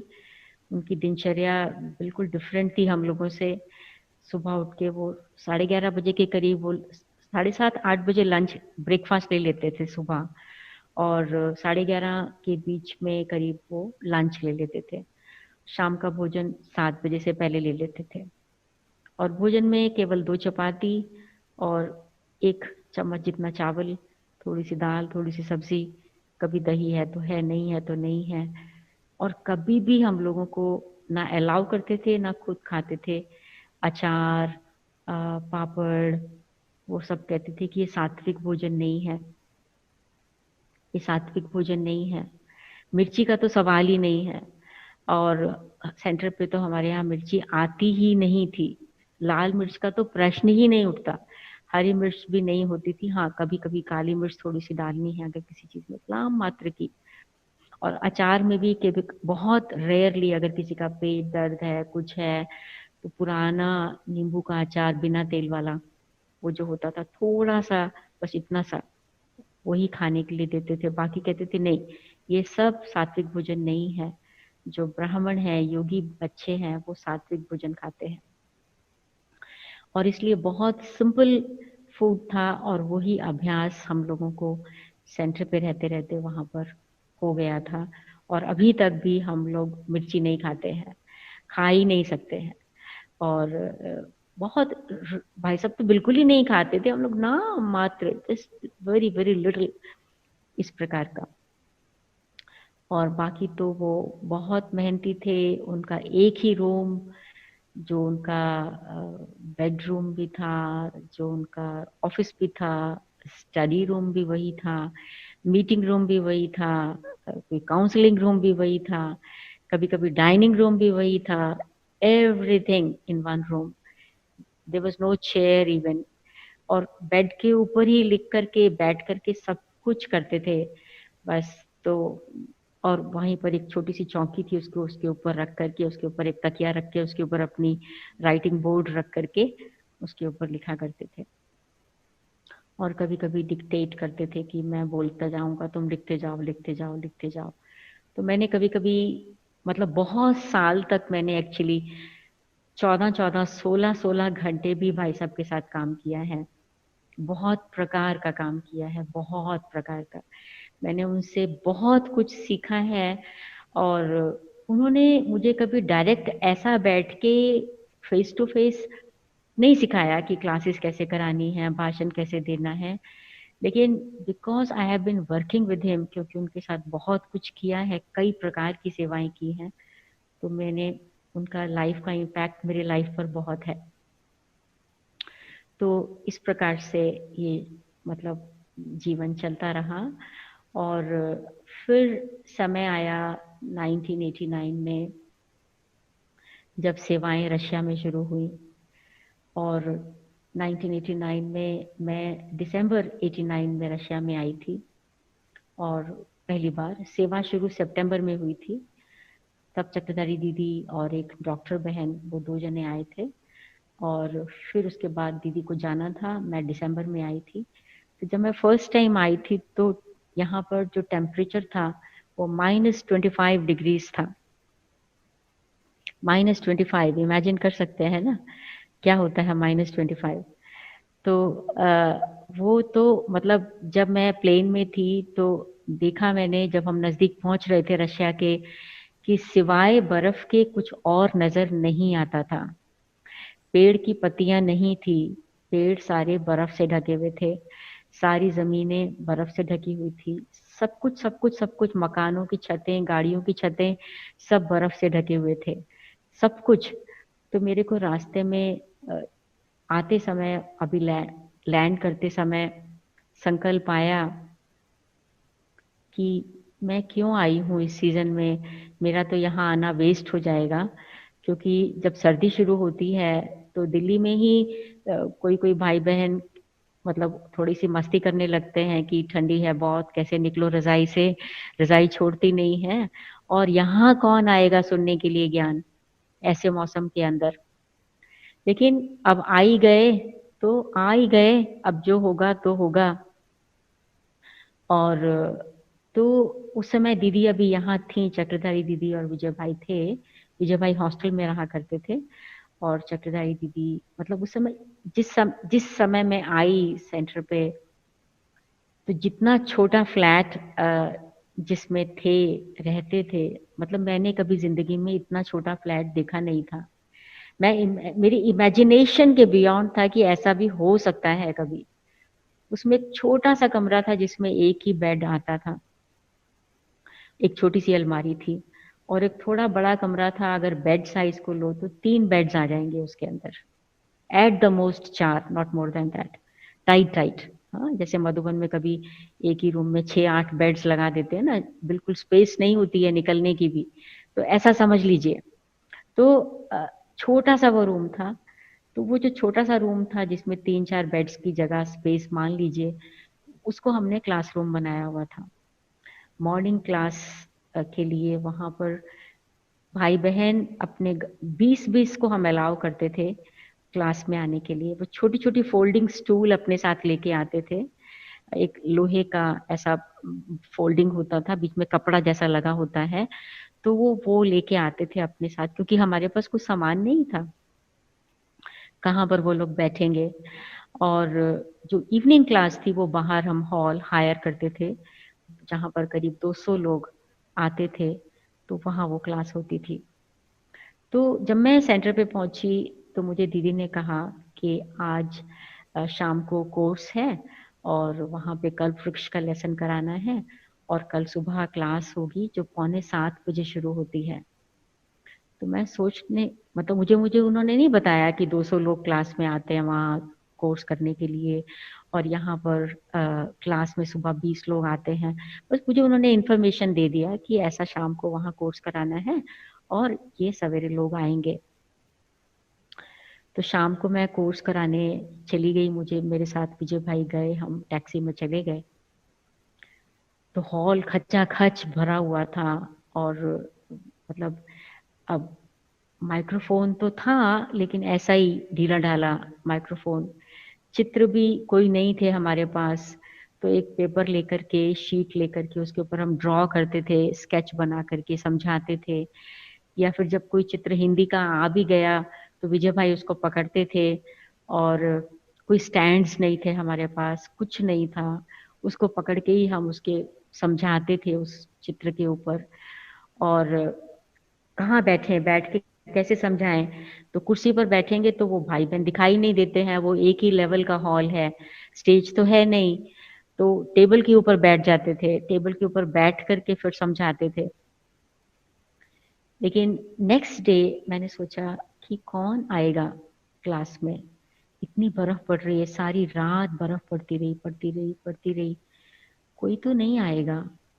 तो जस्ट फॉर क्यूरियोसिटी सेक मैंने 6:40 पर सुबह उस ग्लास में से, जो होता है दरवाजे के अंदर, हर घर में यहाँ एक मेन जो दरवाजा होता है, उस दरवाजे पर एक लेंस लगा होता है जिसमें से आप देख सकते हैं कोई बाहर बेल बजा रहा है तो कौन है बाहर, और एक चेन लगा होता है, तो अगर आपको खोलना भी है तो चेन लगी रह सकती है, if you don't want to open fully. तो मैंने देखा कि कोई आया है, देखूं तो सही कोई आया भी है कि नहीं आया।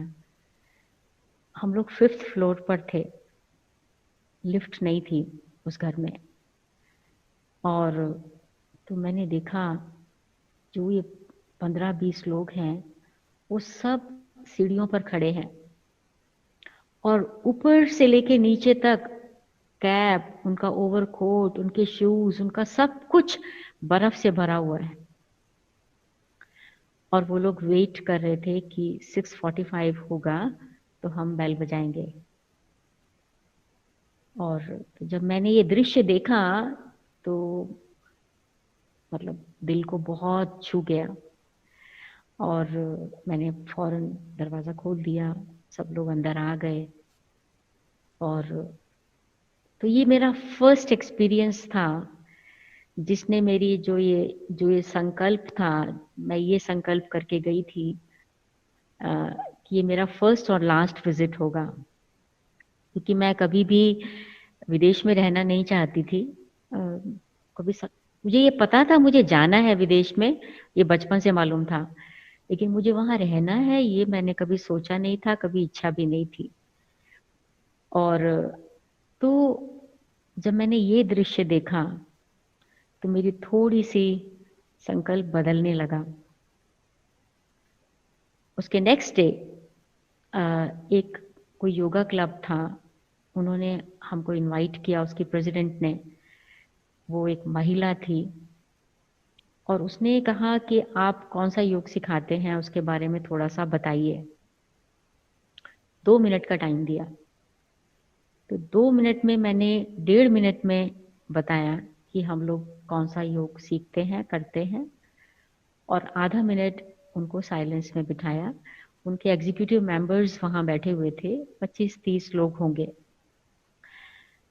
तो वो जो प्रेसिडेंट थी उस क्लब की, उसने मुझसे पूछा कि क्या आप हमारे सभी मेंबर्स को कुछ लेसन्स दे सकते हैं, कुछ लेक्चर्स दे सकते हैं। मैंने कहा कितने मेंबर्स हैं आपके?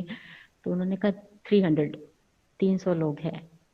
तो नो प्रॉब्लम, ओके, कहाँ, कब, क्या? तो उन्होंने कहा कल से ही शुरू कर सकते हैं।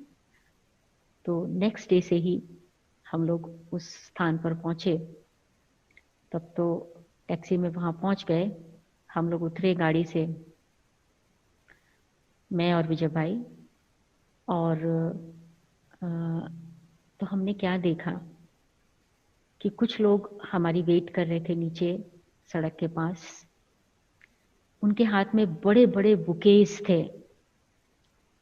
दिसंबर -25, उस समय अगर कोई को रोज खरीदना है एक गुलाब का फूल, तो वो $10 का मिलता था। $10। और उस समय खैर रूबल की वैल्यू डॉलर से कई गुना ज्यादा थी, मतलब कई गुना तो नहीं, काफी ज्यादा थी। तो वो $10 का मिलता था। वो इतने बड़े बड़े बुकेस लेके खड़े थे वहां लोग, और बहुत खुश हो गए हमको देख के, वेलकम किया, और फिर हमको ऊपर ले गए।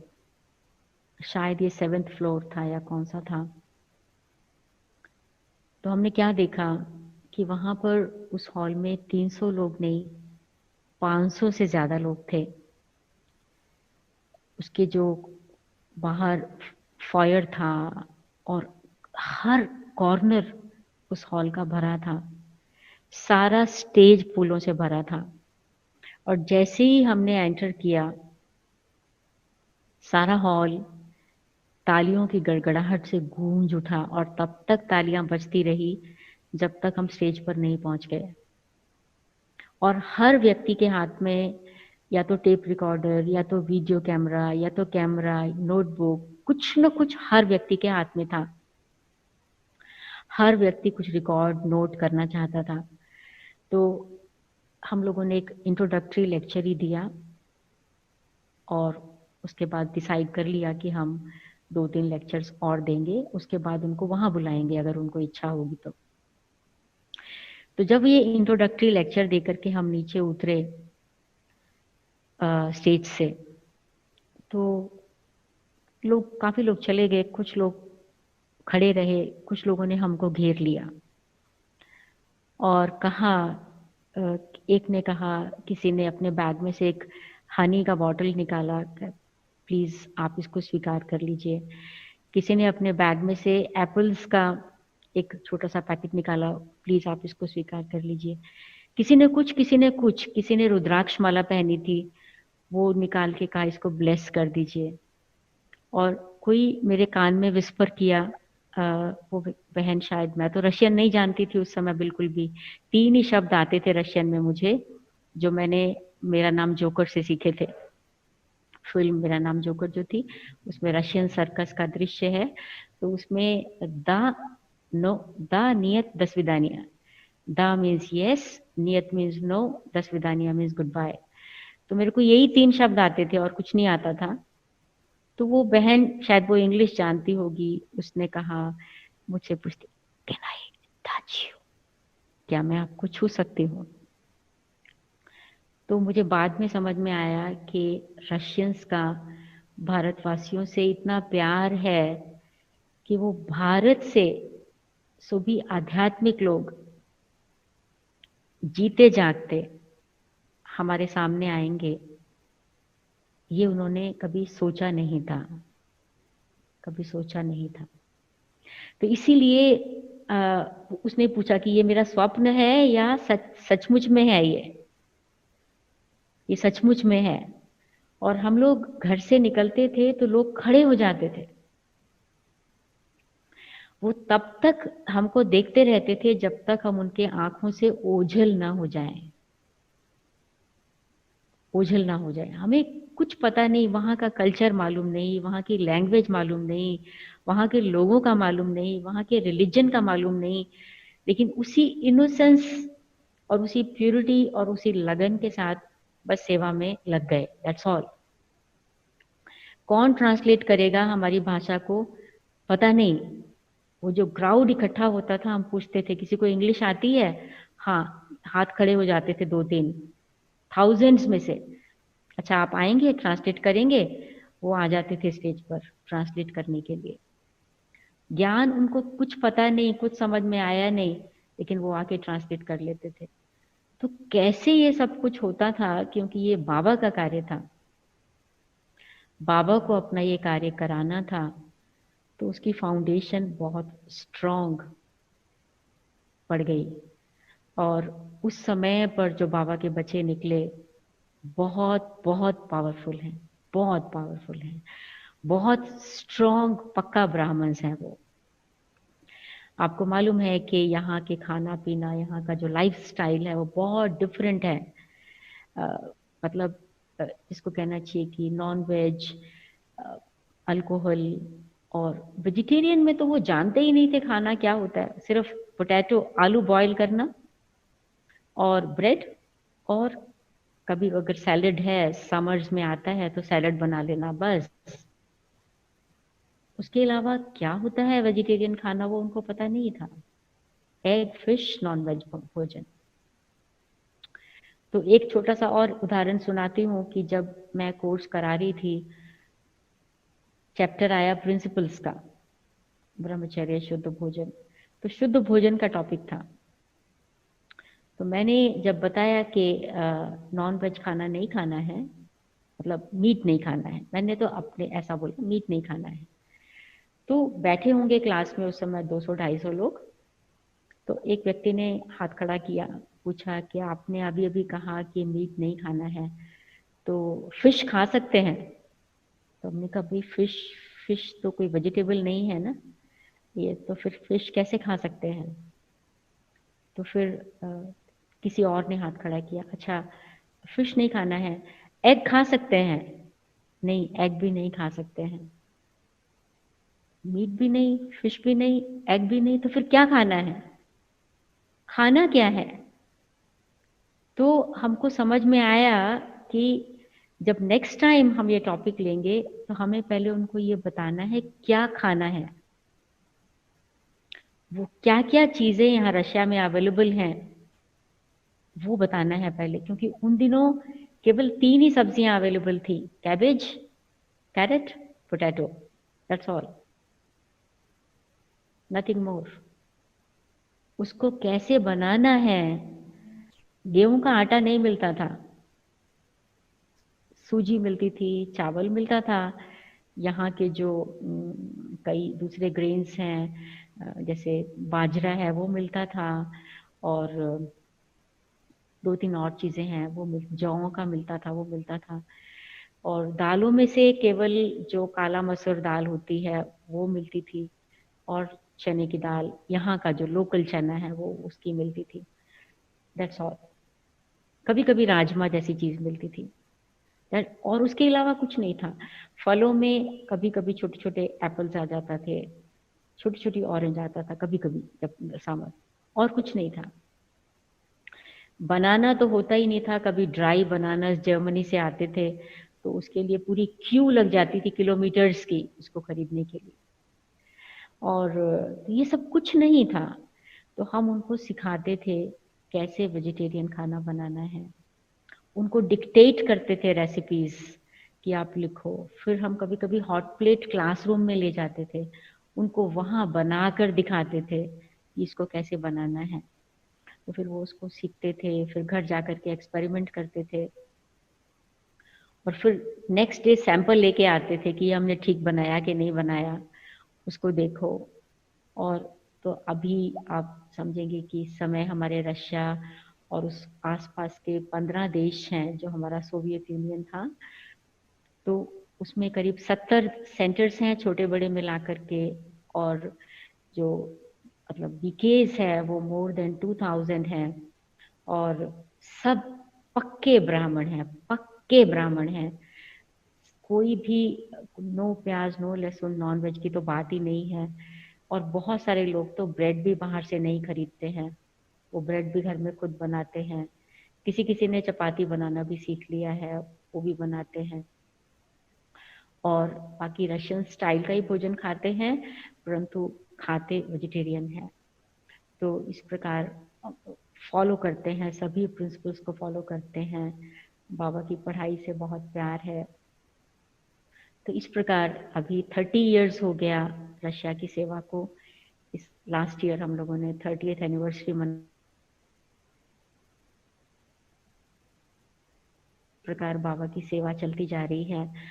कुछ देश मुस्लिम देश भी हैं इस रीजन के अंदर, जैसे कजाकिस्तान, उसमें हमारे 3 सेंटर्स है, 2 सेंटर्स छोटे सेंटर, 5 सेंटर्स हैं टोटल। और फिर तजिकिस्तान, वहाँ पे सेंटर है, किर्गिस्तान में सेंटर है। वैसे कुछ मुस्लिम देश भी हैं, और बाकी यहाँ पे क्रिश्चियनिटी है, ऑर्थोडॉक्स क्रिश्चियनिटी, और कोई बुद्धिस्ट भी हैं थोड़े से, जो यहूदी धर्म वाले हैं वो भी हैं थोड़े, इस प्रकार से हैं। और लेकिन मेन धर्म यहाँ का क्रिश्चियनिटी है। मेजॉरिटी ऑर्थोडॉक्स हैं, कोई कोई कैथोलिक्स भी हैं, कोई प्रोटेस्टेंट्स भी हैं, इस प्रकार से हैं। तो बाबा के पास आने वाले बच्चों में से कोई तो एकदम पहले नास्तिक थे, और कोई आस्तिक भी थे, लेकिन वो क्रिश्चियन थे, लेकिन इतना डीप इसको कहना चाहिए ना, वो नहीं। लेकिन कोई कोई बहुत डीप धार्मिक श्रद्धा वाले व्यक्ति भी थे, ऐसे भी बाबा के बच्चे हैं। बाकी लास्ट बात टाइम को देखते हुए सुनाना चाहती हूँ, जो मुझसे कहा था कि किस प्रकार के सिचुएशंस आई। सिचुएशंस तो बहुत तरह की आई, और मैं तो उनको कोई चैलेंज नहीं समझती हूँ। मैं तो समझती हूँ कि एक हमारी स्थिति, हमारे फेथ का केवल एक टेस्ट होता है, नथिंग मोर देन दैट। लेकिन ऐसा एक अनुभव सुनाऊंगी, 2 अनुभव स्पेशली, कैसे बाबा हेल्प करता है रशिया के कनेक्शन में। वो 2 अनुभव, एक है शुरू का, मतलब जब हम आए यहाँ पर, तो एक यहाँ पर मॉस्को में एक पॉलीटेक्निक म्यूजियम है, जो बहुत बड़ा म्यूजियम है, और वो टाइम एंड अगेन लोगों के लेक्चर्स ऑर्गेनाइज करते हैं। तो हम लोगों के भी 7 लेक्चर्स वहाँ ऑर्गेनाइज हो गए थे, प्लान बन गया था, डेट्स फिक्स हो गई थी। तो 1 महीना पहले, अच्छा जब वो डेट आई, उस दिन मैं सेंटर पे अकेली थी, चक्रधारी दीदी थी, लेकिन विजय भाई नहीं थे। सर्दी का, जनवरी का मौसम था, जनवरी का महीना था, बहुत ठंडी थी, और मेरी तबीयत कुछ ढीली थी। ये शायद 1991 की बात है। और तो मैं बेड में थी, दोपहर का समय था, 3 साढ़े 3 बजा होगा। तो मुझे एक आवाज आती है, जैसे कि आवाज आती है, जैसे कि आवाज आती है, उठो, अलमारी खोलो, फाइल निकालो। मुझे एक्चुअली भूल गया था कि आज हमारा फर्स्ट लेक्चर है। उठो, अलमारी खोलो, फाइल निकालो। तो मैंने सोचा किस लिए, आज तो संडे है, आज तो कोई शाम को क्लास है नहीं, क्या देखना है अलमारी में। तो मैं उस थॉट को जैसे सप्रेस कर रही हूँ, लेकिन उस थॉट ने मुझे छोड़ा नहीं तब तक, जब तक मैं उठी नहीं। और उठ के अलमारी खोली, फाइल देखा, तो अरे आज तो लेक्चर है, अब क्या करें, वहां कैसे पहुंचना है मुझे तो पता नहीं।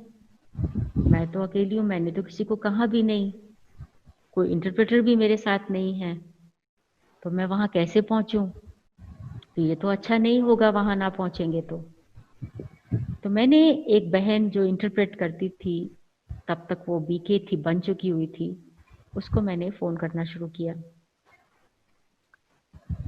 वो फ़ोन उठाती नहीं। और मेरे नेचर के अनुसार मैं बहुत ज़्यादा लंबी देर तक बेल बजने नहीं देती हूँ। 3-4 बेल के बाद मैं फ़ोन बंद कर देती हूँ कि समझती हूँ कि व्यक्ति बिज़ी होगा।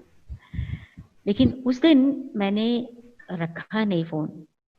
बेल बजती गई, बजती गई, बजती गई, बजती गई, बजती गई, बजती गई। वो बहन उठाया नहीं, उठाया नहीं। बहुत 6, 7, 8 मिनट गुजरने के बाद उस बहन ने फ़ोन उठाया। तो मैंने कहा, अरे इतनी देर से मैं फ़ोन कर रही हूँ, आप फ़ोन क्यों नहीं उठा रहे हो? तो उसने कहा, दीदी मैं अभी अभी एंटर किया है, अभी मैंने शूज़ भी नहीं निकाले। जब मैंने बेल की आवाज़ सुनी तो मैंने फौरन लॉक खोल के फ़ोन उठाया। अभी मैंने शूज़ कोट कुछ नहीं उतारा है। तो क्या हो गया? तो मैंने कहा, ऐसा ऐसा है, आज वहाँ लेक्चर है और वहाँ इतने बजे पहुँचना है, तो क्या आप आ सकते हो मुझे ले जाने के लिए यहाँ से? तो उसने कहा ठीक है। तो वो उसी समय घर को, दरवाजे को बंद करके उसी समय घर से निकल पड़ी। पहले वो मेरे पास पहुंची, मुझे लिया। पब्लिक ट्रांसपोर्ट में गाड़ी तो थी नहीं। फिर हम वहाँ से मेट्रो में कैसे कैसे करके हम लोग वहाँ पहुँच गए। वहाँ पर पहुँचने का टाइम 7 बजे का था या 6 बजे का था, 6 या 7 का। तो 5 मिनट पहले हम वहाँ पर पहुँच गए, 6 बजने में 5 मिनट पर। और इतनी गैदरिंग थी वहाँ पर, हॉल फुल, और फर्स्ट क्लास लेक्चर हो गया। तो कैसे बाबा मदद करता है बच्चों को। बाबा की इज्जत भी नहीं जानी चाहिए, बच्चों की इज्जत भी नहीं जानी चाहिए, बच्चों की इज्जत भी बनी रहनी चाहिए।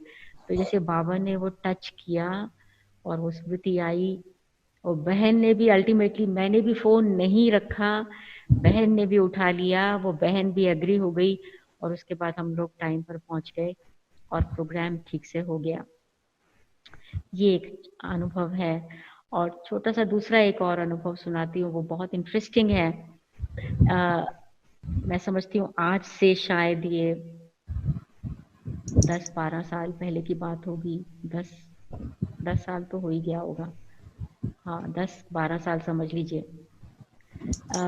मैं मधुबन में थी, तो कोई मलेशिया की एक बहन मुझसे मिली, डॉक्टर थी वो। उसने मुझसे मेरा ब्लड ग्रुप पूछा। मैंने कहा क्यों चाहिए आपको ब्लड ग्रुप? तो कहा ऐसे ही मुझे निर्मला दीदी ने भेजा है कि सब बहनों के पास जो दादीज कॉटेज में है जाओ और सबको, क्योंकि वो ब्लड ग्रुप के बेसिस पर बताती थी कि आपको क्या खाना चाहिए क्या नहीं खाना चाहिए। तो दादी दीदी ने मुझे भेजा है कि इसलिए मैं पूछ रही हूँ आपसे। तो मैंने उसको बता दिया। तो उसने कहा कि आपके लिए ये चीज़ ठीक है, ये चीज़ ठीक है, ये चीज़ ठीक नहीं है। और उसमें से एक चीज़ उसने बताई, वो कहती है आपके लिए अनानास बहुत अच्छा है, पाइनएप्पल। तो मैंने कहा ओके, सुन लिया। सुन करके वो बहन चली गई। मुझे हंसी आने लगी कि अभी तो मैं इंडिया में हूँ, चलो यहाँ तो पाइनएप्पल की प्रॉब्लम नहीं, रशिया में पाइनएप्पल कहाँ से आएगा? क्योंकि उससे पहले ड्यूरिंग दिस 18 इयर्स मैंने कभी यहाँ पाइनएप्पल नहीं देखा था। तो मैंने कहा 18 साल तो जीवित ही हैं, हाँ कुछ हुआ तो नहीं, सब कुछ चल रहा है ना, everything is okay, no problem. तो ठीक है, कह दिया, सुन लिया, बात खत्म हो गई। तो उसी दिन शाम को मैं निर्मला दीदी से मिलने गई नीचे कोई कारण से। तो मुझे उन्होंने पूछा कि आपके पास वो बहन आई थी? हाँ आई थी। तो क्या हुआ? तो मुझे हंसी आ गई। मैंने कहा, उसने कहा आपके लिए अनानास बहुत अच्छा है।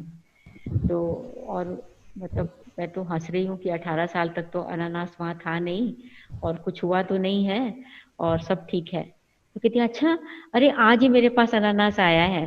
तो मैंने कहा नहीं दीदी, आप ये खाइए और मैं तो खरीद लूंगी, मुझे क्या प्रॉब्लम है, कोई प्रॉब्लम नहीं है। कहती नहीं अरे मैं खाती नहीं हूँ, आप ये इसको लेकर के जाओ, अच्छा है, सफल हो जाएगा। चलो ये तो रही वहां की बात। परंतु कुछ दिन बीतने के बाद मैं तो भूल भी गई अनानास को। दिन बीत गए, मधुबन से दिल्ली आए, दिल्ली से रशिया में आ गई मैं, मॉस्को में। तो मैं जब ऊपर चढ़ी जहाँ पर थोड़ा रेजिडेंशियल पोर्शन था। तो शूज उतार रही थी मैं अपने, और ऐसे ही मेरी नज़र लेफ्ट की तरफ मुड़ी। लेफ्ट की ओर हमारी किचन थी। तो किचन का दरवाज़ा खुला था और वहाँ मैंने देखा टेबल थी एक वहाँ पर। उस टेबल के ऊपर इतना बड़ा एक पाइनएप्पल रखा था। I was surprised. ये कौन लेके आया है? किसने किसको कहा है? मैंने तो किसी से बात की नहीं, मैंने तो किसी को कहा नहीं, और मुझे तो भूल भी गया था। और ये कौन लाया है? I was really surprise. उसके बाद नहाने के बाद मैं जब किचन में गई, देखा तो वो इतना अच्छा बड़ा राइप पाइनएप्पल था। इतना उसका टेस्ट अच्छा था कि मैंने शायद इंडिया में भी वैसा नहीं खाया है। और उसके बाद एवरी थर्ड डे एक पाइनएप्पल बाबा के घर में आ जाता था। वो कौन लेके आता था मुझे पता नहीं, वो किसने किसको कैसे कब मैसेज दिया मुझे पता नहीं। This is a surprise. तो बाबा यहाँ तक भी बच्चों की केयर करता है, यहाँ तक भी कि वो अनानास भी अपीयर हो जाता है। तो मतलब जब अगर हम बाबा को दिल से डेडिकेट करते हैं, तो बाबा जिम्मेवारी अपने ऊपर ले लेता है। बाबा जिम्मेवारी, हमको चिंता नहीं है, जिंदगी बाबा को दी है, सब ठीक है, everything is fine, everything is okay. तो ऐसा संकल्प से जब रहते हैं तो सेवा आगे बढ़ती जाती है। और मतलब कहने का क्या है कि बाबा का कार्य होता जाता है। तो अभी मैं यहीं पर ही समाप्त करूंगी कि कार्य तो चल रहा है।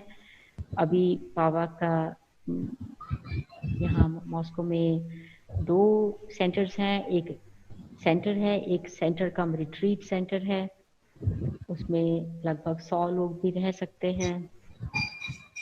ये भी एक बाबा का वंडरफुल स्टोरी है। ये तो फिर कभी और सही कभी सुनेंगे, कैसे कहाँ से ये आ गया, परम धाम से बाबा ने नीचे भेजा या कैसे हुआ। तो ये भी एक स्टोरी सुनने की है।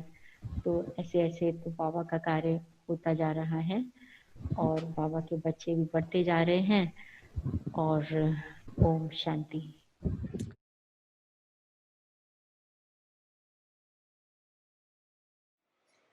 अभी बाप दादा काउंसिल कराने चाहते हैं। 1 सेकंड में शांति की शक्ति स्वरूप बन जाओ। एकाग्र बुद्धि, एकाग्र मन, सारे दिन में 1 सेकंड बीच बीच में निकाल अभ्यास करो। साइलेंस का संकल्प किया और स्वरूप हुआ। इसके लिए समय की आवश्यकता नहीं। 1 सेकंड का अभ्यास करो।